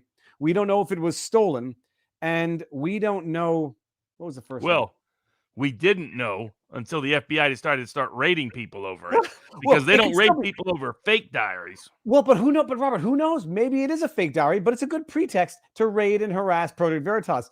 But the bottom line of the story, Project Veritas was approached about a year ago by tipsters, anonymous tipsters, represented by counsel. That's where I hang up the phone on myself. But I'm not a journalist. That's the thing. By anonymous tipsters represented by attorneys, saying that they came across Ashley Biden's diary because it was left in a hotel room that they subsequently stayed in and contains explosive allegations about her father, who's then candidate for presidency. And Project Veritas, by their own account, so self-serving, you can write it off if you want to, say, we're going to vet the information. We need to make sure it's an authentic diary. We need to make sure that it was not, unlawfully acquired. They ultimately can't verify or vet the authenticity. So they say, we're not running it. And they want to give it back to the anonymous tipsters represented by counsel. But apparently the counsel doesn't want to take it back anymore. Oh, they wanted to give it, actually, instead, they didn't want to say they were complicit in stealing information. So they went to Ashley Biden's counsel and said, we want to give it back to you. The counsel was terrified that by accepting it, he would be implicitly admitting it's hers. So he refused to take it. And that forced Project Veritas to go to law enforcement, because Project Veritas, James O'Keefe's concern, is that they'll be accused of having stolen material. And so they wanted to, and the reason why they were careful about vetting it is there's some very explosive accusations in that diary, very disturbing allegations in that diary. Well, so I won't go into them because they haven't been validated yet, but you can understand why James O'Keefe wanted to be very careful before he made those allegations. And the difference between James O'Keefe and the New York Times is that O'Keefe actually vets the information he's given, unlike the New York Times. It was Karen Strawn who put up another undumb response. She says, no good deed goes unpunished. They don't want to publish it. They can't verify it. It's like, it would be great. My goodness, it would be great for clicks. From what I understand, did other conservative, don't repeat the content, but did other conservative outlets, publish it? No, nobody published the content. Right? Credit. Again, this shows you how careful O'Keefe is. O'Keefe could have, I know plenty of people in the media space, definitely on the left, that would have leaked it to somebody else and let somebody else run it. O'Keefe didn't. O'Keefe doesn't share it with anybody. O'Keefe tries to vet it, tries to validate it, tries to verify it, cannot. Tries to validate and verify the method by which it came into his chain of custody. Can't fully do so, that it was simply left. Can't confirm that aspect either. So consequently tries to return it to its lawful owner. If that's the case, they refuse it. So he gives it to law enforcement. And what does law enforcement do? They are so paranoid and panicked about this. And again, this is the second time another Biden kid leaves an embarrassing piece of evidence behind. And and just like that one, remember that got turned over to the FBI. And what happened? They went after the guy that turned it over to them. Here they did the same thing here. They raid Project Veritas, raid James O'Keefe's home, raid other journalist homes, whether it's a pretext to discover anything else they're up to in terms of exposing government and FDA corruption. That's been the latest thing, media corruption in other areas. But right now, Project Veritas has been at the lead of exposing big corporate, big drug companies, big and FDA corruption in the vaccine context, or it's because they needed to cover up and suppress the and find out who got this diary and the meaning of it. Because again, the allegations within it, I had never even heard before until this story came out, and then found out from people what was connected to it. These are extraordinary allegations that would be very disturbing. There was no way Joe Biden would have been elected had these allegations come out. Well, and we'll get to the diary aspect in a second. I just want to address this one. Where is the outrage from the media for the raid? I thought that, quote, journalism was under attack, end quote. I'm reading like I'm doing a video. Why is no one covering it? This is incidentally the same thing that comes out of Canada when Rebel News gets disqualified or uninvited or not invited to federal debates, when they get sued by the government, when their reporters get ignored by the media. None of the other spoon-fed, hand-fed, money-fed media outlets complain about it, even though if they were true journalists, they would, because it's an absolute outrage to the free press. And it's the same thing here. You'll never get the New York Times coming to the rescue or coming to the defense of Project Veritas, because they're mortal enemies. And the project and New York Times is probably happy to see this happen. Incidentally, it seems that New York Times got a little heads up on some of the news. Lord knows how that happened. But it's the dirtiest thing about it is that real journalists are hiding behind their connections to protect themselves and let real journalists get thrown under the bus. The diary side. Now, I said in my video, what kind of 40-year-old keeps a diary? What kind of person keeps a diary after childhood? My wife, who's sometimes much smarter than me, said, if someone wants to write a tell-all book at some point, you got to keep it. You got to keep notes. So calling it a diary, it might be more like notes, so that she might at one point maybe write a book, a tell-all book like Mary Trump did, to throw Uncle Trump under the bus. I don't know if that's the case, but it's a plausible enough explanation as to why the daughter might have been keeping a diary. But the other thing is, you think the diary is authentic? I was going to say, the other thing with this is at times it seemed like both kids wanted to get the truth out without the truth being directly tailored to them. Like, how does Hunter Biden just leave a laptop behind with all the incriminating evidence on it? There's aspects of their behavior that appears to be designed to get the truth out in ways that they can't be blamed for that truth coming out. Who leaves a diary behind in a hotel room or in any other setting? I think that may be the case. You have people who have a lot of mixed emotions about Joe Biden, their father, and maybe want that information to come out, but don't want to be blamed for it. There are people who thought that about Hunter Biden as well. And given the nature of the allegations here, that would not be a huge shock. Also, this diary could be a therapeutic diary, given the nature of the accusations here. So put it this way, it makes Biden's videotaped interactions with young girls takes a whole different dynamic if this diary is true and accurate. And it would be, again, one of the most disturbing allegations about a president in our history. I've only, I don't even know where I've seen the tweets or the alleged, what's the word, theorizing as to what is in that diary. I've seen some. I've never seen the diary.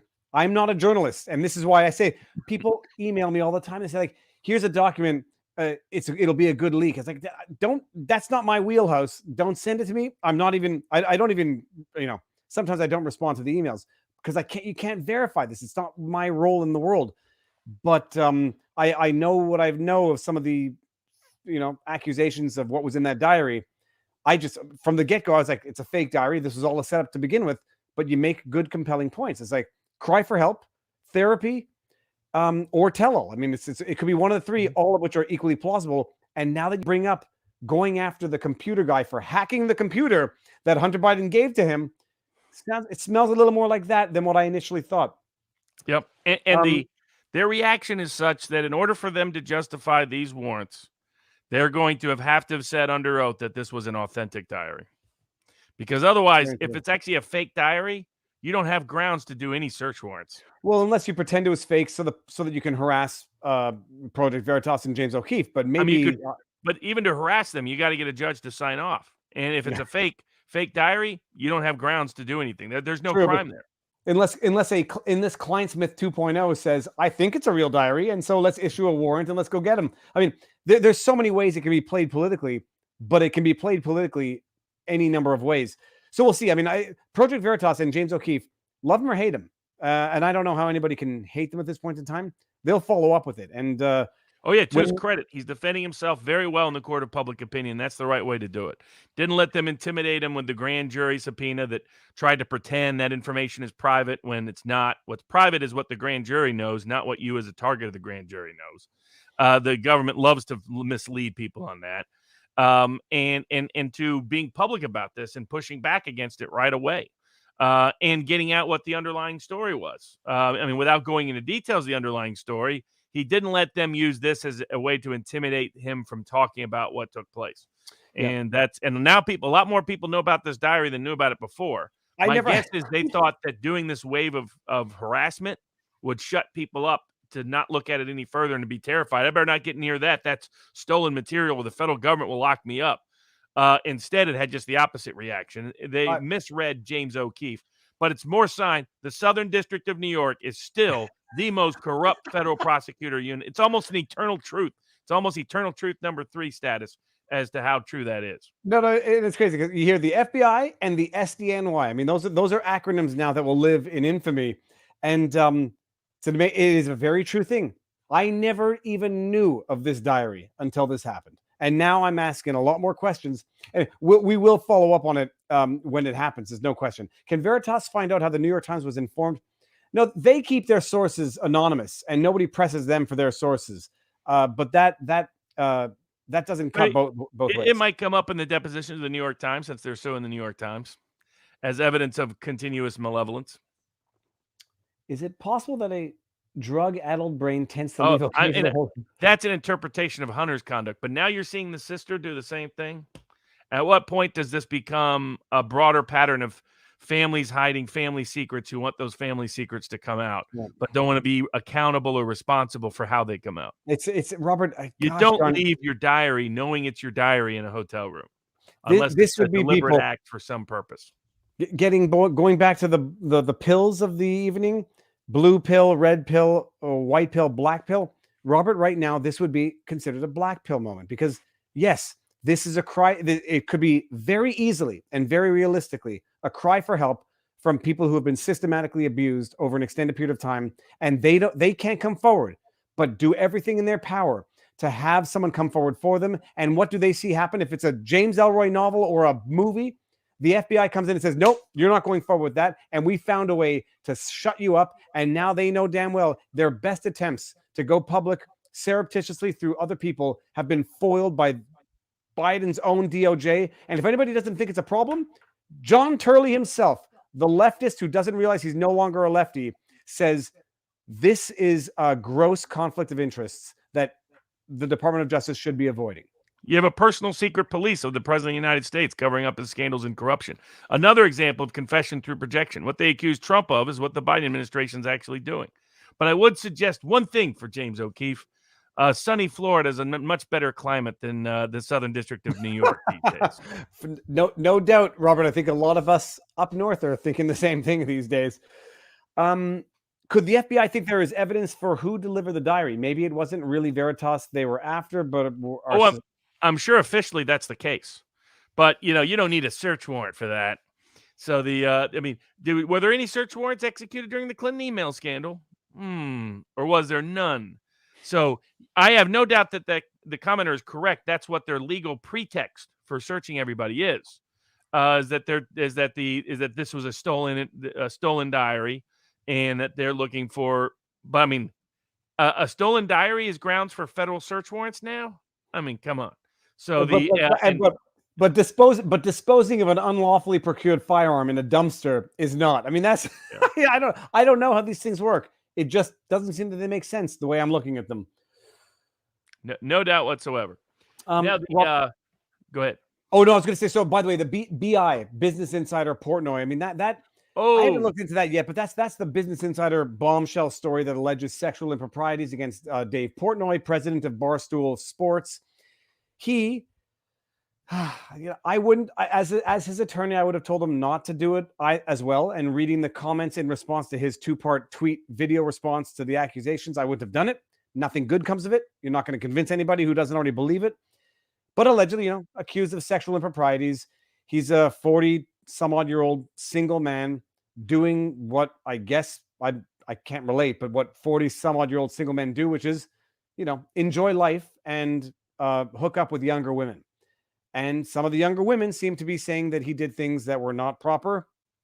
And apparently it was like a 6-month undercover journalistic thing where Business Insider was looking to feed a narrative they had in their heads. Bottom line, apparently, from what Ariadna said, is that Portnoy's attorney said he can sue the individuals who made the false claims, but not Business Insider.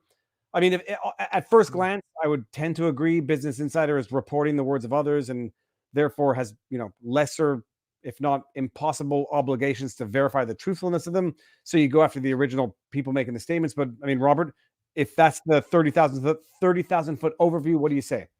Dave needs a new lawyer.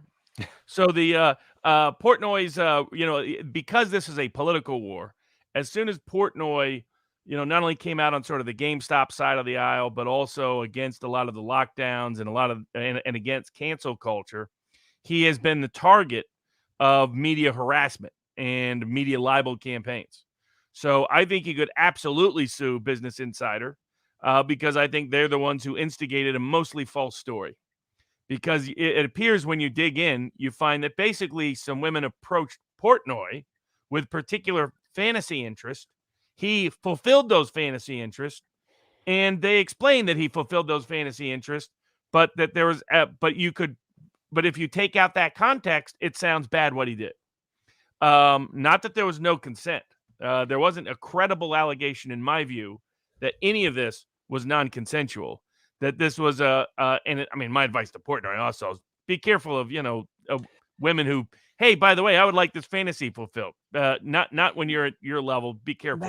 That's the amazing thing is like not when you're at his level and not if you're aspiring to get to that level. I could not imagine being single, even if I'm a university student. I could not imagine being single, engaging in what single people do, with the fear that this might be weaponized against me if and when I decide to run for prime minister or something.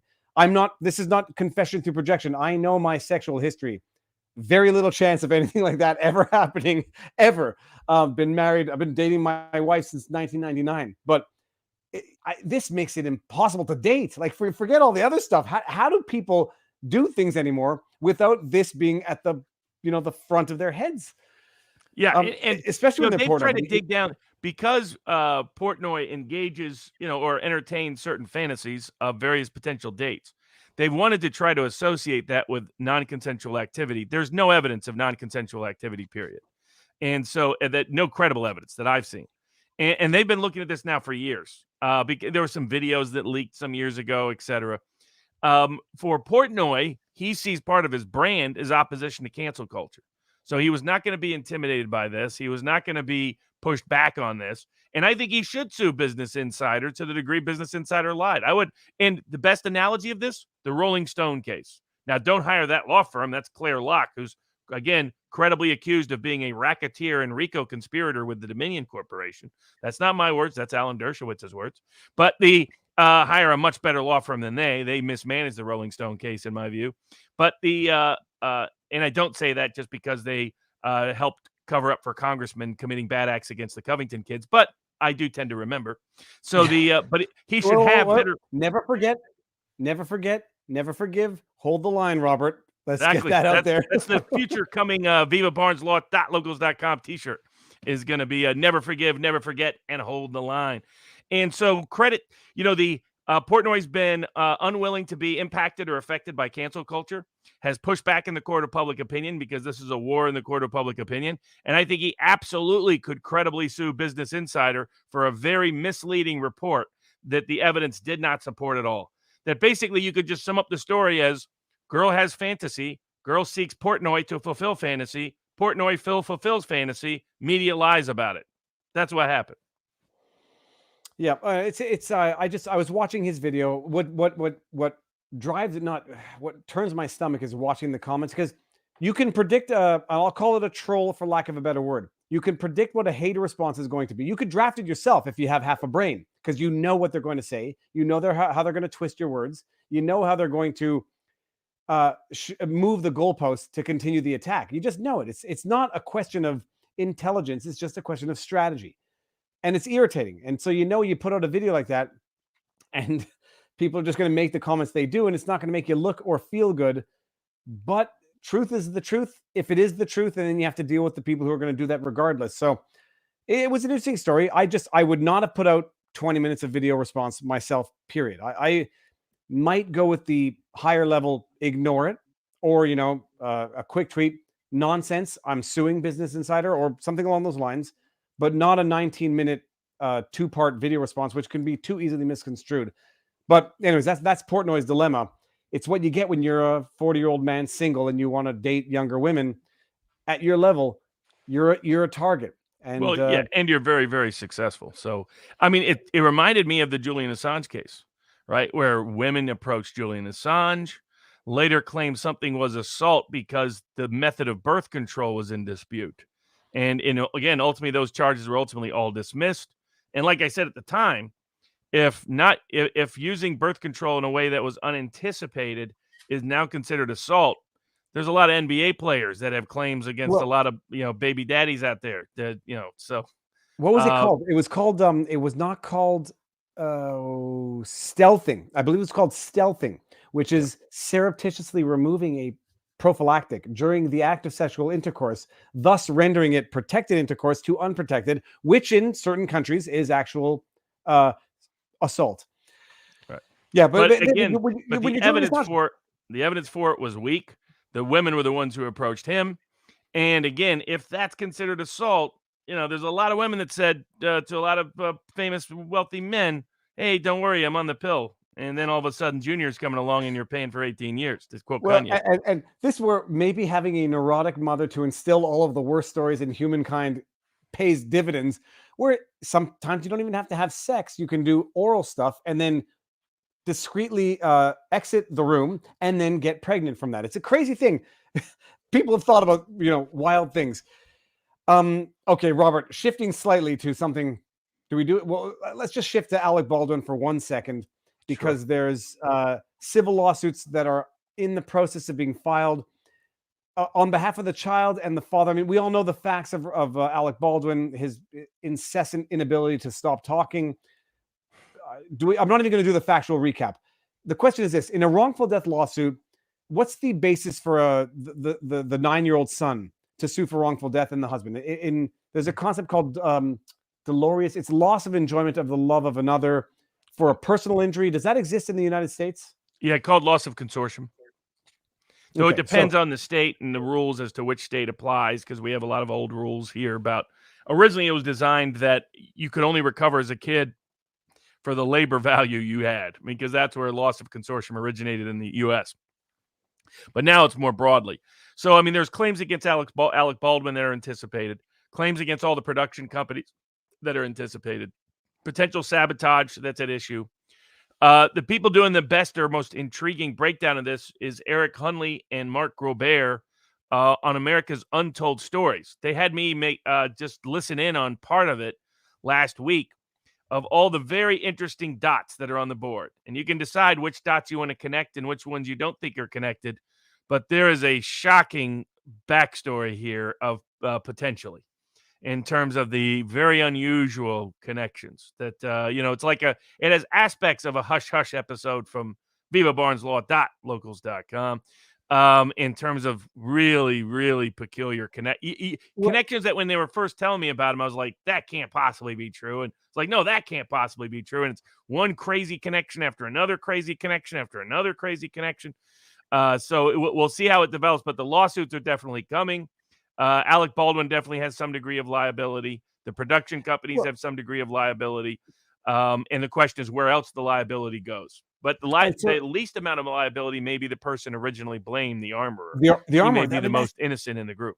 That's the interesting thing. So, like, I'm not calling people trolls for the sake of being trolls. I just know that I know a number of accounts who never have anything nice to say about me on Twitter or YouTube. Whenever they make a comment, it's negative. And so someone said, oh, I had no doubt, because I said at the beginning, I'll give Alec Baldwin the benefit of the doubt. Someone gives him the gun and says, it's cold. First of all, I thought it was a prop gun. I thought it was a fake gun, which makes it, I give Alec Baldwin even more of the benefit of the doubt. Now we know, everybody knew it's a real gun. Everybody knew they fire real rounds, because Baldwin's saying they fired billions of rounds over the history of Hollywood. Now, apparently, it comes out that Alec Baldwin was warned not to point the gun at people. So maybe it went off by accident, but still culpability. So I said at the beginning, I give Alec Baldwin every benefit under the sun. I said, yeah, I can see it being other people's problems. Now I'm not so convinced. And trolls going to troll say, oh, I have no doubt that Viva would change his mind on Alec Baldwin, but then give me no credit for, Breonna Taylor or McMichaels, whom, Robert, we'll get to McMichaels in a second because I'm not convinced there. But I say, yeah, now I know more facts. I know the fact that they were apparently, allegedly shooting that gun on set. There were live rounds on set. Alec Baldwin was told not to point the gun at people and was given a gun and then apparently pointed it and either shot on purpose or by accident, both of which entail culpability. So he's clearly going to get sued. But I predict he's going to get criminally charged. Robert, what time we're at? 1 hour, 39 minutes, 1 hour, 40 minutes. Robert, your prediction on whether or not Alec Baldwin faces any criminal charges in this. Especially if there's any aspect of the backstory that Hunley and Grobert detail in America's Untold Stories, is any aspect of that is true, then there's a 0% chance Alec Baldwin gets criminally prosecuted. Yeah, I thought you were going the other way. A wild backstory here, and then you throw in the DA that controls the case and her connections in the case. There's basically almost no chance to see criminal, even though I think there could be, particularly if any attribute of the backstory is told. In other words, how did this bullet end up in this gun? How did Baldwin accidentally point it at someone and pull the trigger? That's a very interesting accident. And they'll go, oops, I just shot you. So that very, very curious how that happened. So I think the lawsuits will maybe expose some facts.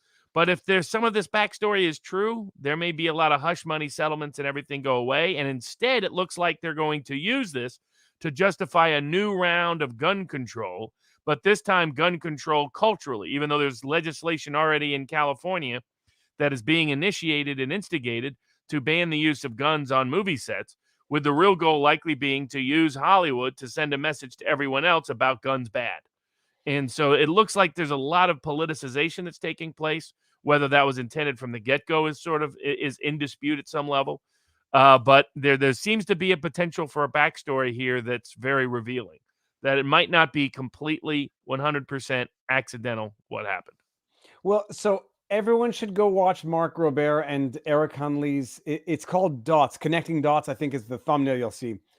A lot of information. I watched that and I say, look, you're in a realm, a world where everybody is connected. Everybody has certain histories. So whoever it happened to, it could have happened to the water boy in the background. He might have had similar connections and probably would have. So I don't draw that many connections from it. But my goodness, it's interesting what a sick, sordid, incestuous, politically motivated environment Hollywood is, which should be a warning to everyone else. If nothing else, stay out of Hollywood, avoid that environment altogether. But I thought you were going to say that he's more likely to get charged. I'm still going to say it.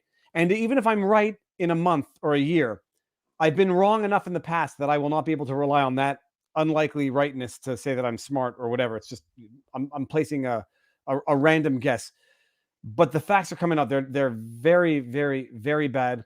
The father is filing suit allegedly seemingly apparently on his behalf, on behalf of his kid. Seems like a relatively slam dunk of a lawsuit. The only question is going to be who and in what apportionment. The ultimate irony in all of this is it does seem like the armorer who had left the set and didn't do really anything. It sounded like a lot of people went above and beyond her authority to allow this to happen. Maybe I'm wrong, but I have nothing in this for the armorer. So I think I'm relatively objective. We'll see. Sorry, go objectivity in media stories. If you want to see a really good opening statement, get the opening statement from the first defense lawyer in the McMichael case given on Friday. Yes. Okay, fine. Beautifully presented defense. I mean, I'm going to get a lot of hate for defending the McMichaels now, but I get hate all the time anyway. So you'll get hate for defending the McMichaels. I'm going to get hate for not changing my original position. I think McMichaels is not a good case for the McMichaels compared to Rittenhouse. So we'll both get hate, Robert. Let's get it for different reasons. Case, much stronger. And some of us didn't want the Rittenhouse case to go on at the same time as the McMichael case because the Rittenhouse jurors will see the McMichael case in the news while the Rittenhouse case is going on. And I didn't think that was favorable given media misperceptions and particularly given the Mark Richards' desire to use a certain word in opening statement with a hard R. Some of us would have not recommended that. We all agree bad. Never. Yeah. It's become a meme. It's like the people have made a meme song out of it. I mean, that was unfortunate. And I got to tell you, I can't go into too much detail, but I saw that tweet from Mercada, which said literally dying, and it was the meme, and it played loud, and some members of the family who should never hear that word heard that word, and I had some explaining to do to a few people. So yeah, make sure they don't, they don't, any little fries don't go around saying, da, da, da. They will not, but there is no benefit ever to using that word, even if you're invited on a stage and asked to sing along. But it's because a lot of your older generation don't fully appreciate the difference between the R and the A. So I think that's part of it. The other part of it, I get he was trying to dramatize that Rosenbaum kept saying that all night. But by the way, I don't think even Rosenbaum was using the R. I think he was using the A. So for people that don't know, there's a huge cultural difference. One gets people very upset, one not so much. Yeah, and what one can be the object of comedy, like in the movie Pop Star Keep On Keeping On by Lonely Island, when Maya Rudolph uses the A. Oh no, I think the joke was in that movie. The joke was that she used a hard R. It's a full stop. Never, nigh, yet, don't. Sorry. Yeah, ill-advised, everybody. So McMichael, which has of course a racial undertone because Ahmaud Arbery was black. It's another case where the media narrative was always fake. So the media narrative was nice young African-American man jogging through a neighborhood. Couple of crazy white people hop in a pickup truck, chase him down. He tries to avoid him. They shoot him and kill him. That was a modern-day lynching is some of the language that was used. The prosecutor originally declined prosecution. He got put under criminal investigation and ethics inquiry himself. I mean, it was that level of sort of political insanity. They brought in an outsider to prosecute the case. Now, there are some unfortunate statements. I'm not sure if they'll come into evidence made by the McMichaels in text and social media that raise questions about their motivations. Well, however, let me just push back right there. When you say unfortunate, I mean, a lot of people are going to say overtly racist stuff. Okay, overtly racist that are going to let you think that they went after this guy. Had it been a white guy in boots running, maybe they would have said, he's just out. He's running to his pickup truck to get a tool. But it's a black guy, and they react differently. So inherent racism. And Robert, let me know. Did the son, did he utter an ethnic slur as Arbery was dying after he shot him? No, I didn't hear any evidence of that. And so I don't. They have evidence of statements made outside of the direct context of Arbery, is my understanding. Okay. So normally that evidence would not come in. But I don't know if that's what's happened. They took 2 weeks to pick the jury wisely because they understood that impact. But if you look at just the linear, again, it's comparable in this context to Rittenhouse. If you look at the time that they pulled the trigger, did he have reason to imminently fear his well-being for his life and being in danger? And there's strong evidence that that's the case, both in terms of what video evidence is available and some other evidence. And so, at the time, Arbery is, coming behind the truck, takes a right turn, and then right as he's passing the truck, takes a quick left turn to attack McMichael.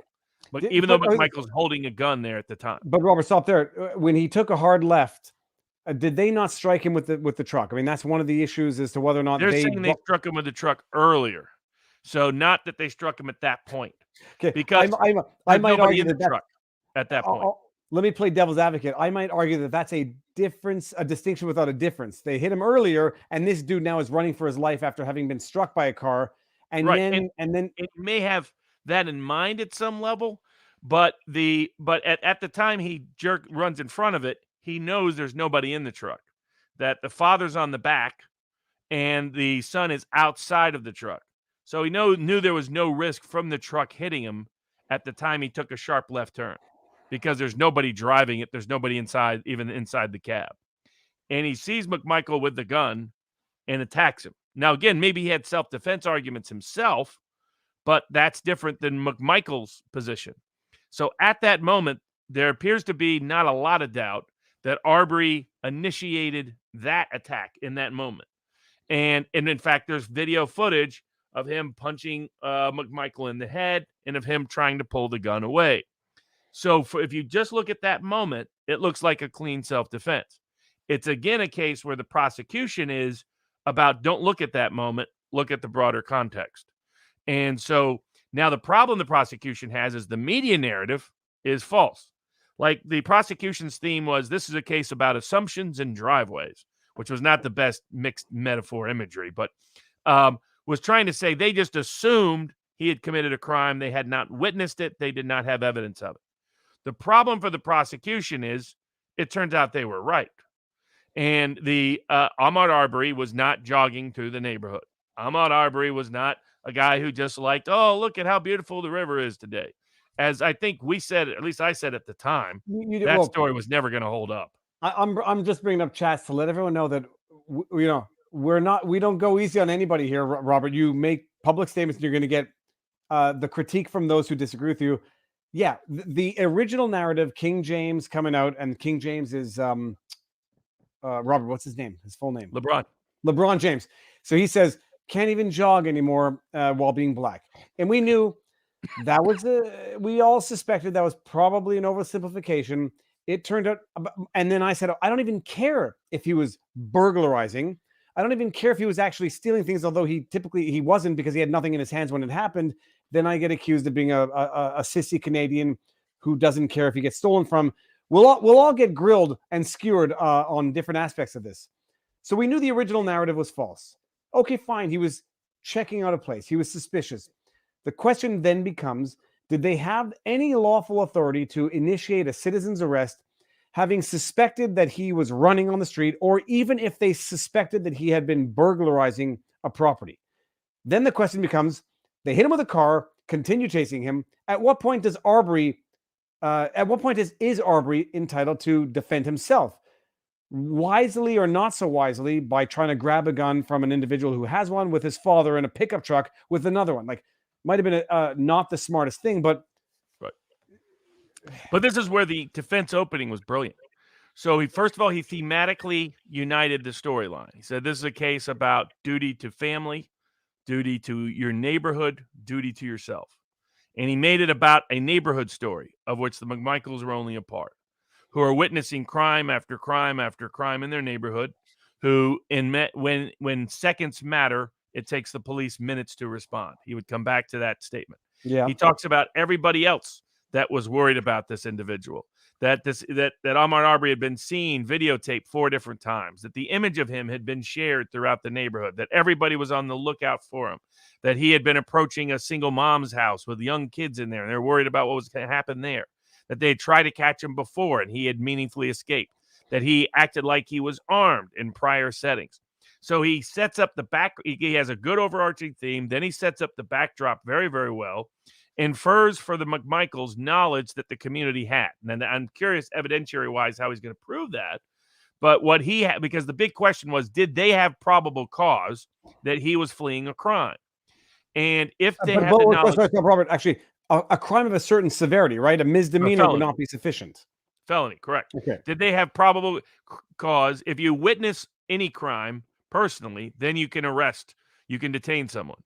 If you have probable cause or reasonable suspicion, depending on how you interpret the law in Georgia, of a felony, and you see the person escaping, then you can use force to detain him. Not only you can detain him, you can use force to detain him. So the trespass itself is not a felony. However, and even if Arbery had the right of self-defense, that does not mean the McMichaels did not have a right of self-defense. Well, that's where you get people both have self-defense at the same time.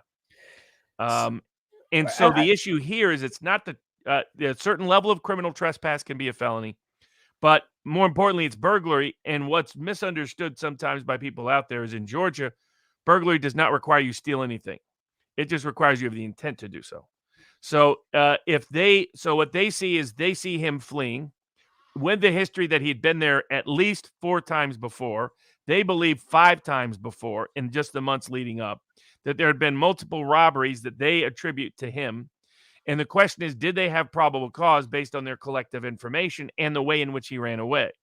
And you have the father, McMichael, who had long experience in law enforcement, who said that kind of flight, hauling ass, as he put it, under those circumstances of knowing he was the one from the video and before who'd been burglarizing the neighborhood, and their belief was then that is probably reasonable suspicion or probable cause. But that doesn't end the inquiry because it's still not real clear that they ever legally detained him. So their version of events is different than the prosecution's version of events. The prosecution's version of events is they hit him and they chased him and they said things to him.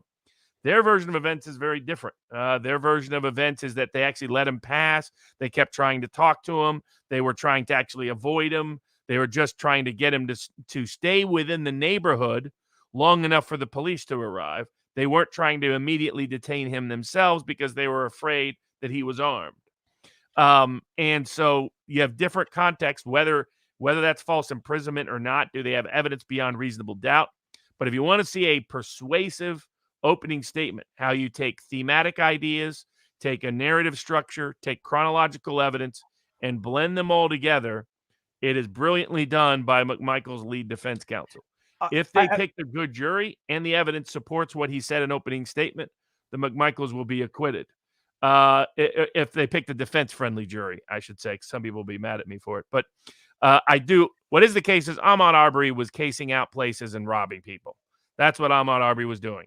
And this was part of the argument of the other defense lawyer. The prosecution's theme is they had no idea if he was the one. And the defense got up and said they had reason to believe he was one, and they were right. So that's the hard part for the prosecution is they have a guy who was a criminal who got caught, and when he got caught, panicked and attacked a guy with a gun and died.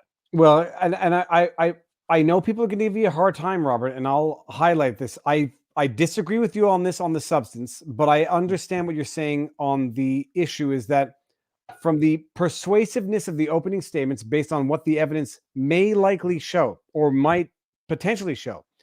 Yeah, the McMichaels had a more compelling opening statement than did Binger.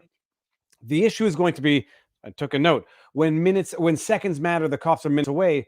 When it comes to an issue like burglary, and then it comes to an issue of armed citizens arrest for whether or not they knew or had reasonable cause to suspect he was a burglar previously on that particular occasion. And it's true. Burglary does not imply stealing things. It means entering with criminal intent to steal, which doesn't necessarily imply having stolen. The question is going to be, as a matter of fact, did they have reasonable cause to think that he had done anything feloniously illegal that day to warrant their citizens' arrest? Did they do it properly? Or did they create a situation where Arbery legit felt in fear of his life, even if he were staking out places for future burglary? And then you get into a situation where one person grabs for the gun, then he says, he's grabbing my gun. Now he's not armed. Now he is armed. And therefore I'm justified to use lethal force. But I got to tell you something. To have evidence of the individual using ethnic slurs previously, or from what I understood, contemporaneously over the corpse of the man, could be very problematic in terms of trying to exonerate them of ill intent or prejudicial intent in why they might have thought this guy was up to no good when they saw him hauling ass. Because Lord knows, you see someone else who might be white hauling ass, you might think they're running to their car for lunch. You might think terrorized by burglary. It's a good way to frame it because it will make them look more justified. But then you get down to the end of the day, how were you terrorized? Were your kids out in the streets? Were you like, what changed in your life that you were so terrorized that you had to do this? So, well, and that's where I'm saying that it's very much like Rittenhouse in the sense that it's the broader context.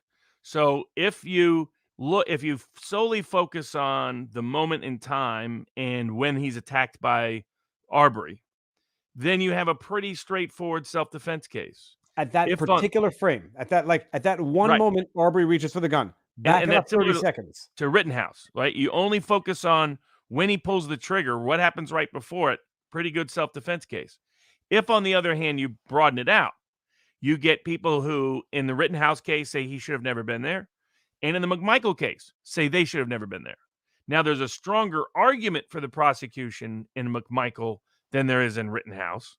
But from a political narrative perspective, it's actually equal. You'll probably find the same number of jurors who feel Rittenhouse shouldn't have been there that feel that McMichael shouldn't have been there. And it's mostly a moral judgment about people being cops that aren't cops. That's what it's saying. Look, I mean, it's burglary. It is what it is. one, you couldn't have been that certain. Maybe racism was involved, and even if none of those things were true, even if this had been a white guy that you chased after, that was an excessive reaction. It's a sort of moral, emotional response to it, and people are going to judge guilt or not based on that broader story. If they only focus on the linear aspect, I didn't hear anything from either opening. The smaller frame that would the McMichaels wouldn't be found not guilty for. If they focus on the broader frame, it depends on your perspective. There's an argument for acquittal. There's an argument for conviction, in which argument of their evidence of their racial prejudice, I think, would substantially hurt them if it comes in. It's not clear to me that it will. I mean, I'll bring up two comments. One person says I'm wrong. The other one says don't compare the two. I have no problem, by the way, if people think I'm wrong on this. The question is going to be, someone pulls me over on the street with a gun and says, you're under citizen's arrest. I suspect you of having committed a felony. All right. If I think that I haven't committed a felony, or I'm a reasonable person, I was like, all right, I think I'm being kidnapped now. Now, what's the best way to react? Two totally different circumstances. But that's the fundamental underlying issue. Arbery was, I don't think anyone's going to say he was up to good. Whether or not he was up to felonious wrongdoings that could, possibly justify this outcome, that's for the jury. But he seems like he was doing something bad. Then he's getting pulled over by two guys with guns and says, okay, they have no reason to be doing this. Now I'm at risk. And so what are my rights, and what can I do to protect myself?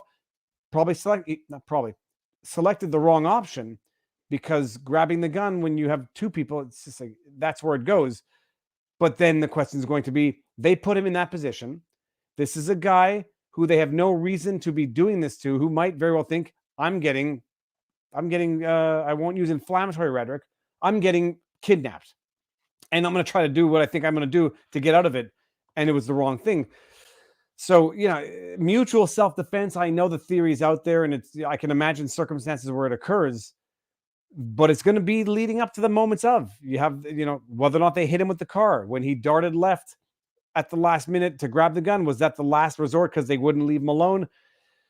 Whether or not they're comparable, but bottom line, opening statements as attorneys, as professionals, Rittenhouse less compelling than McMichael's defense. Is bottom line. No doubt. McMichael's defense shows you what a good, compelling opening statement would be.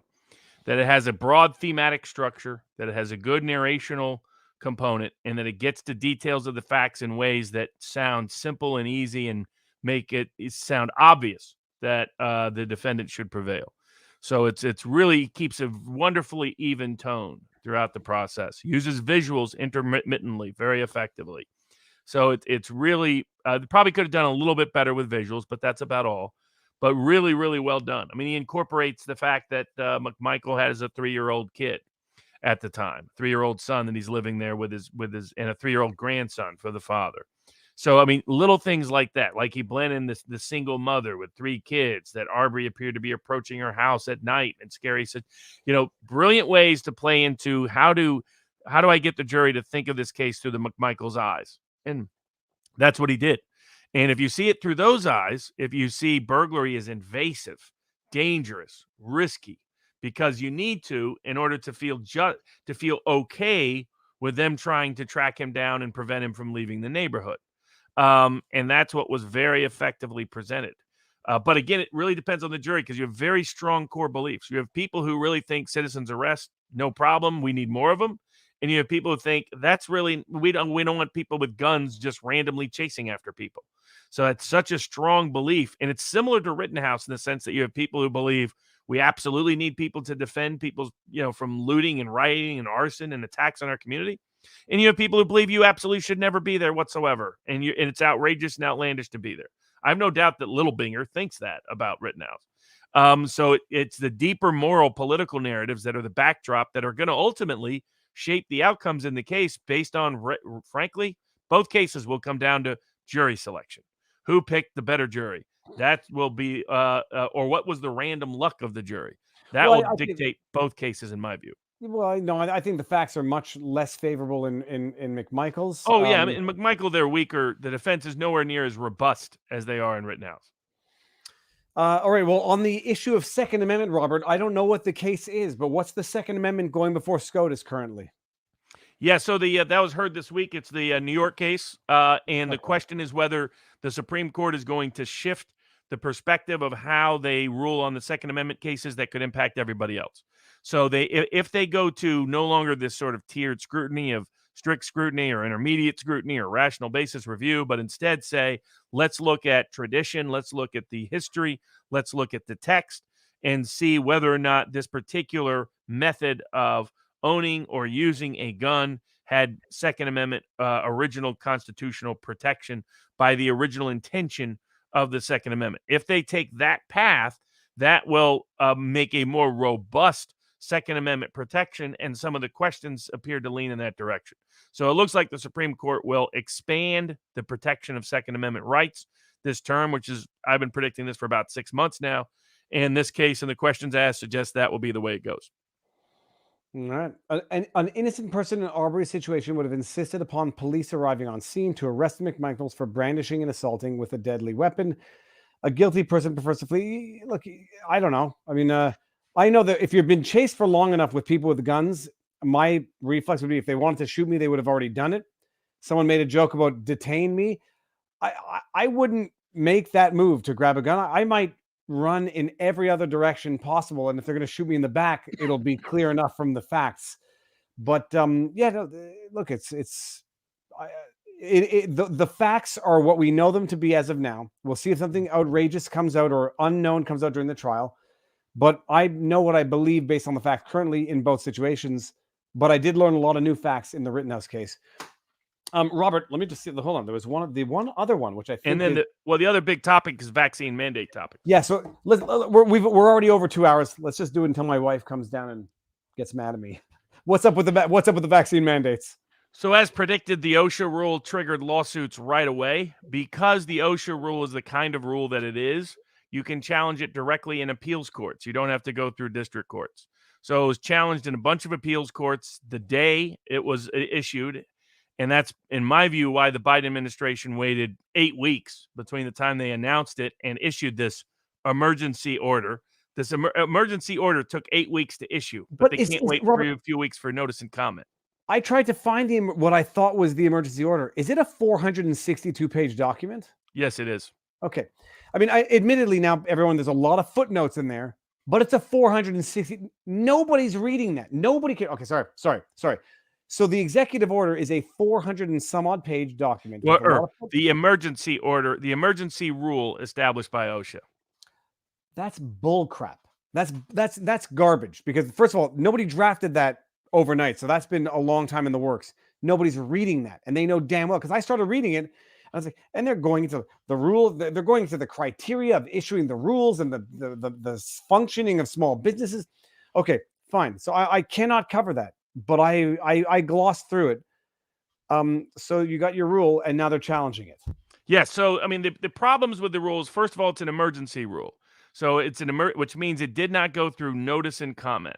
It only lasts 6 months, and the federal courts have been very skeptical, particularly of OSHA issuing emergency rules. They're like, why can't you go through the regular process, given the number of people you're going to impact, the breadth and depth of the impact of these kind of rules?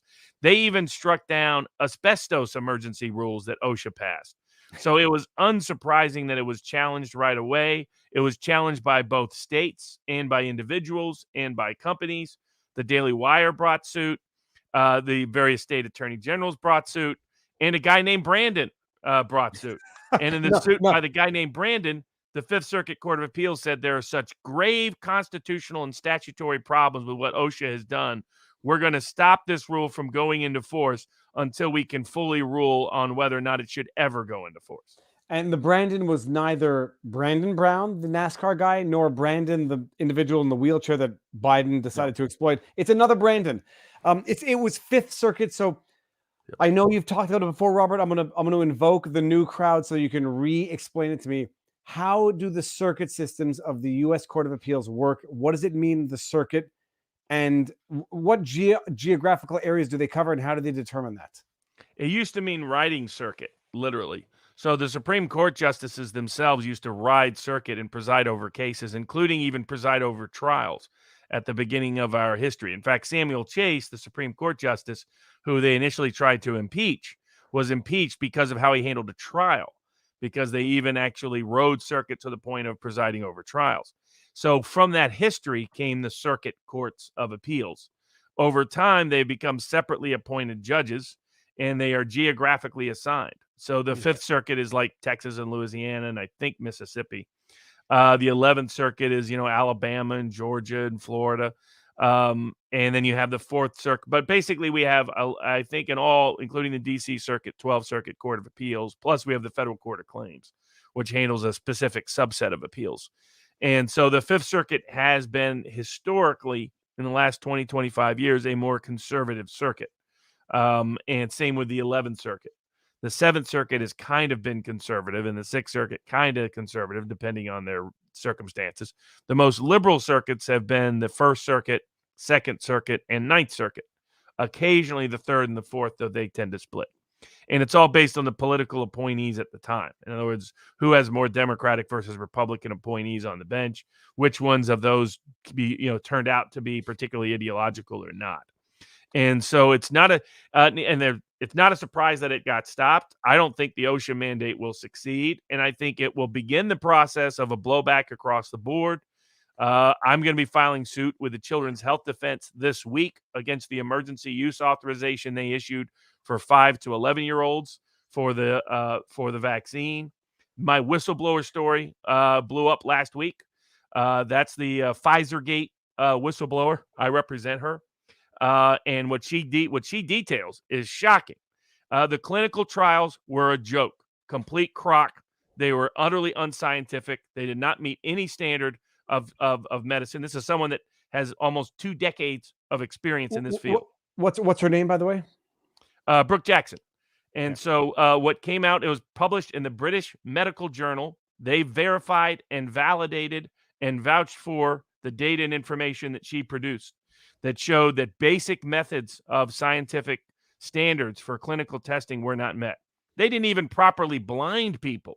I mean, to give you an idea of how bad it was, if you walked into the clinical testing center, you would see needles sticking out of bags and people's private medical records calendared on the wall.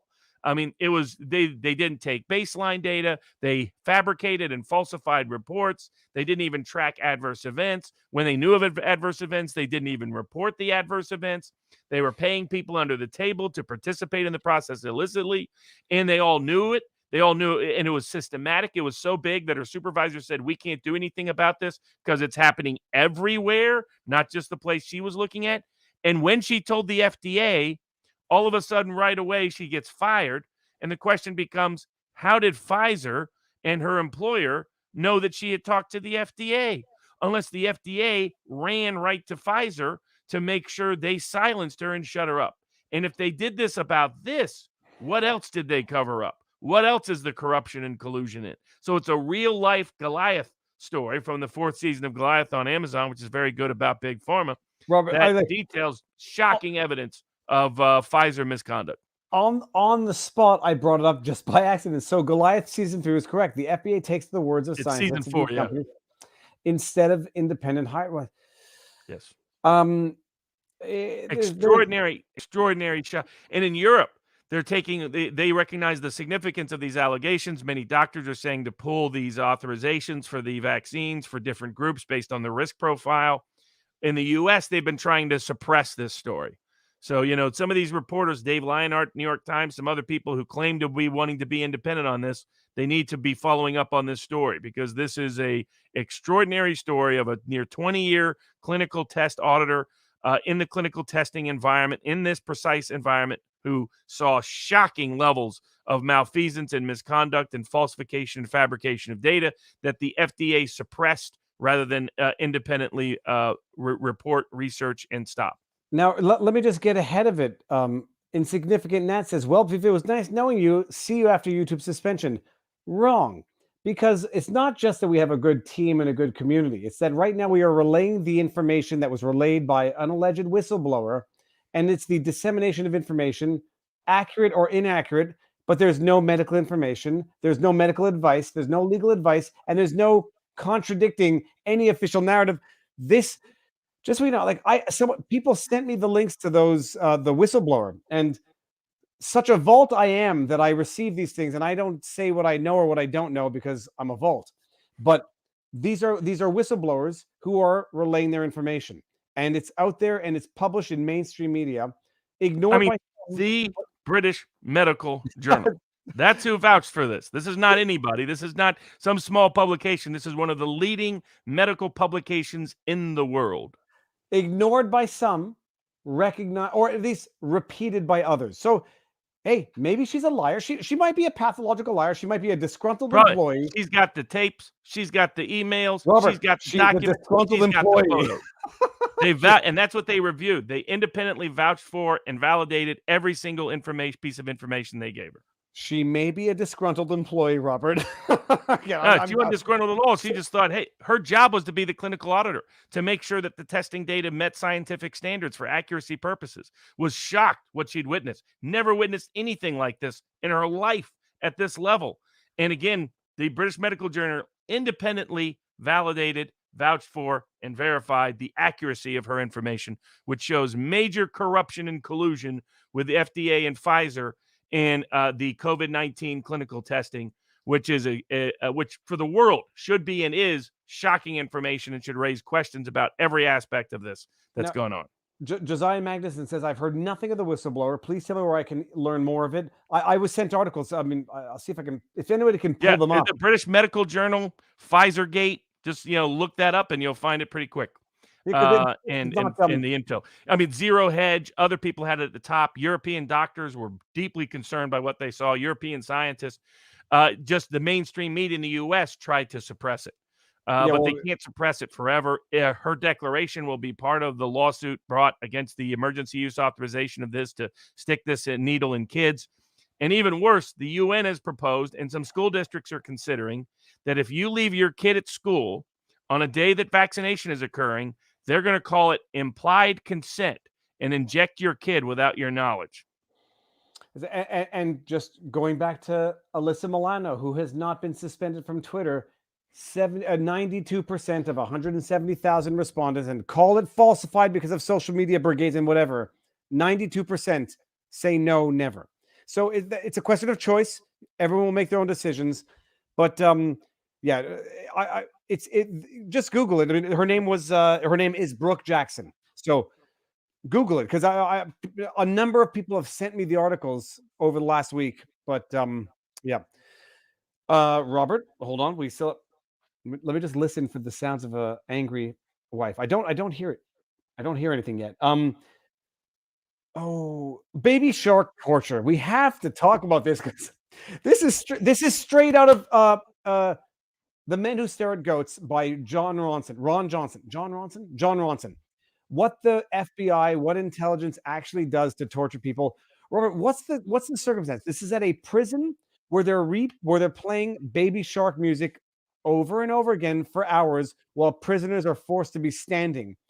And are the prisoners suing on the basis of civil rights violations, torture?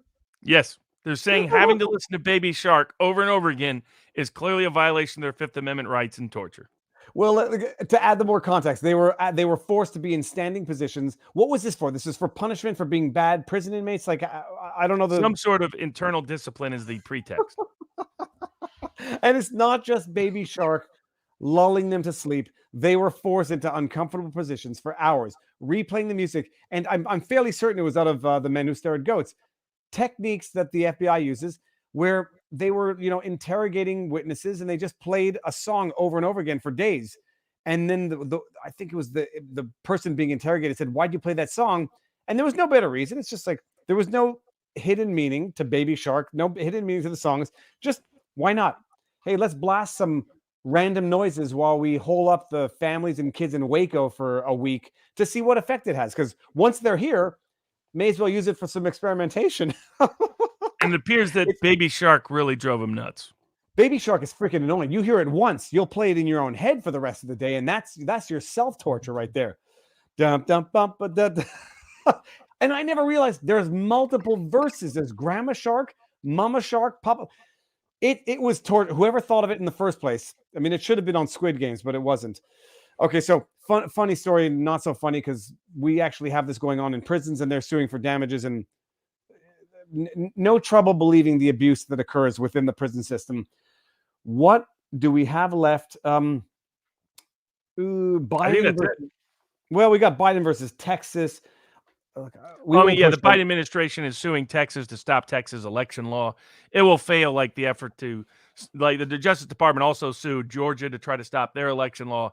It failed. This will fail as well. Texas election law will be upheld. Okay.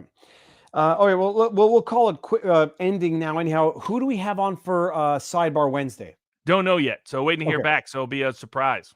Okay. Now, incidentally, I've scheduled, or I scheduled with 5 Times August as not a sidebar, but for Thursday. So maybe we can, if we have a vacancy, we can bump Times August, who makes great music. God help us all. Go listen to 5 Times August. I know people have been doing it because he messaged me and said a lot of new comments. So we might he'll be on Thursday regardless of who's on sidebar Wednesday. But if we have nobody, maybe we bump him up Wednesday. I might make a cameo, and by might probably will, on Robert Gruler tomorrow for maybe an hour at 7.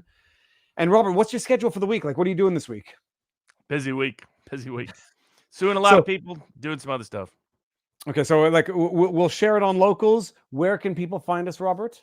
Viva Barnes Law.locals.com. And they'll have all the different lawsuits, complaints, briefs, memorandums, court orders. That has all the medical and scientific literature, because we will be suing to stop the kids from being subject to this experimental medical treatment this week on behalf of Children's Health Defense, likely suing in the Western District of Texas. And I want to actually add this right now before anybody gets angry at Robert, YouTube overlords or others. Our Dr. Theresa Tam, Chief Medical Officer of Canada, the same woman who said wear a mask while having sexual activities, specified today that there have been 350,000 cases of COVID under 19 years in Canada. Less than 1%, I'll give her the benefit of the doubt, 1% were serious infections, and then 15 to 20 deaths, setting aside underlying comorbidities, 0.00005%. So this is nobody's undermining the seriousness of COVID for certain vulnerable demographics. Children for COVID, not that demographic. So coming from Theresa Tam, if anyone wants to have a problem with this, you've got a problem with our Theresa Tam. I've got a problem with her, but whatever. So, okay, we'll see. And that'll be, Robert, that'll be it. I mean, look, give us some optimism, and then we're going to close out. I'll say our proper goodbyes afterwards. Everyone in the chat, thank you very much. But Robert, close us out for the week. Well, it's great to see all these states step up. You're seeing more and more states pass laws banning these mandates that discriminate against people based on their medical status and their medical choices. I think you're going to see 25 to 30 such states pass such legislation within the next 6 months, which is great to see. Something that's been long overdue. And you're seeing courts finally step up now that state actors are getting involved to push back against this effort to force this upon employees, to force this upon now children. And so it's great we're seeing more and more success in the courts than we've ever seen before. So this effort to restore the old eugenics era precedents is starting to get pushed back, and I think we'll continue to see success in the courts. There'll be some hurdles and humps along the way, but I think ultimately the courts will determine that the right to bodily autonomy, the right to religious expression, protects your rights to not to have forcible medication imposed upon you as a condition of employment or education. And that will be a great win for civil liberties and civil rights moving forward. And we're moving much more closer in that direction than we were just a few weeks ago. All right. I will only add, I hope there's a trickle up effect from the U.S. to Canada, and I hope it's a trickle out effect from the U.S. to the rest of the world. So, Robert, amazing stuff. We'll stick around. We'll say our proper goodbyes. Everyone else, thank you very much for being here. Support, comments, etc. You know what to do. Nick Rekieta tomorrow will be live streaming. I'll probably pop in, and I'll hopefully do a recap of day 1 in a 10-minute or less format. Everyone, good evening.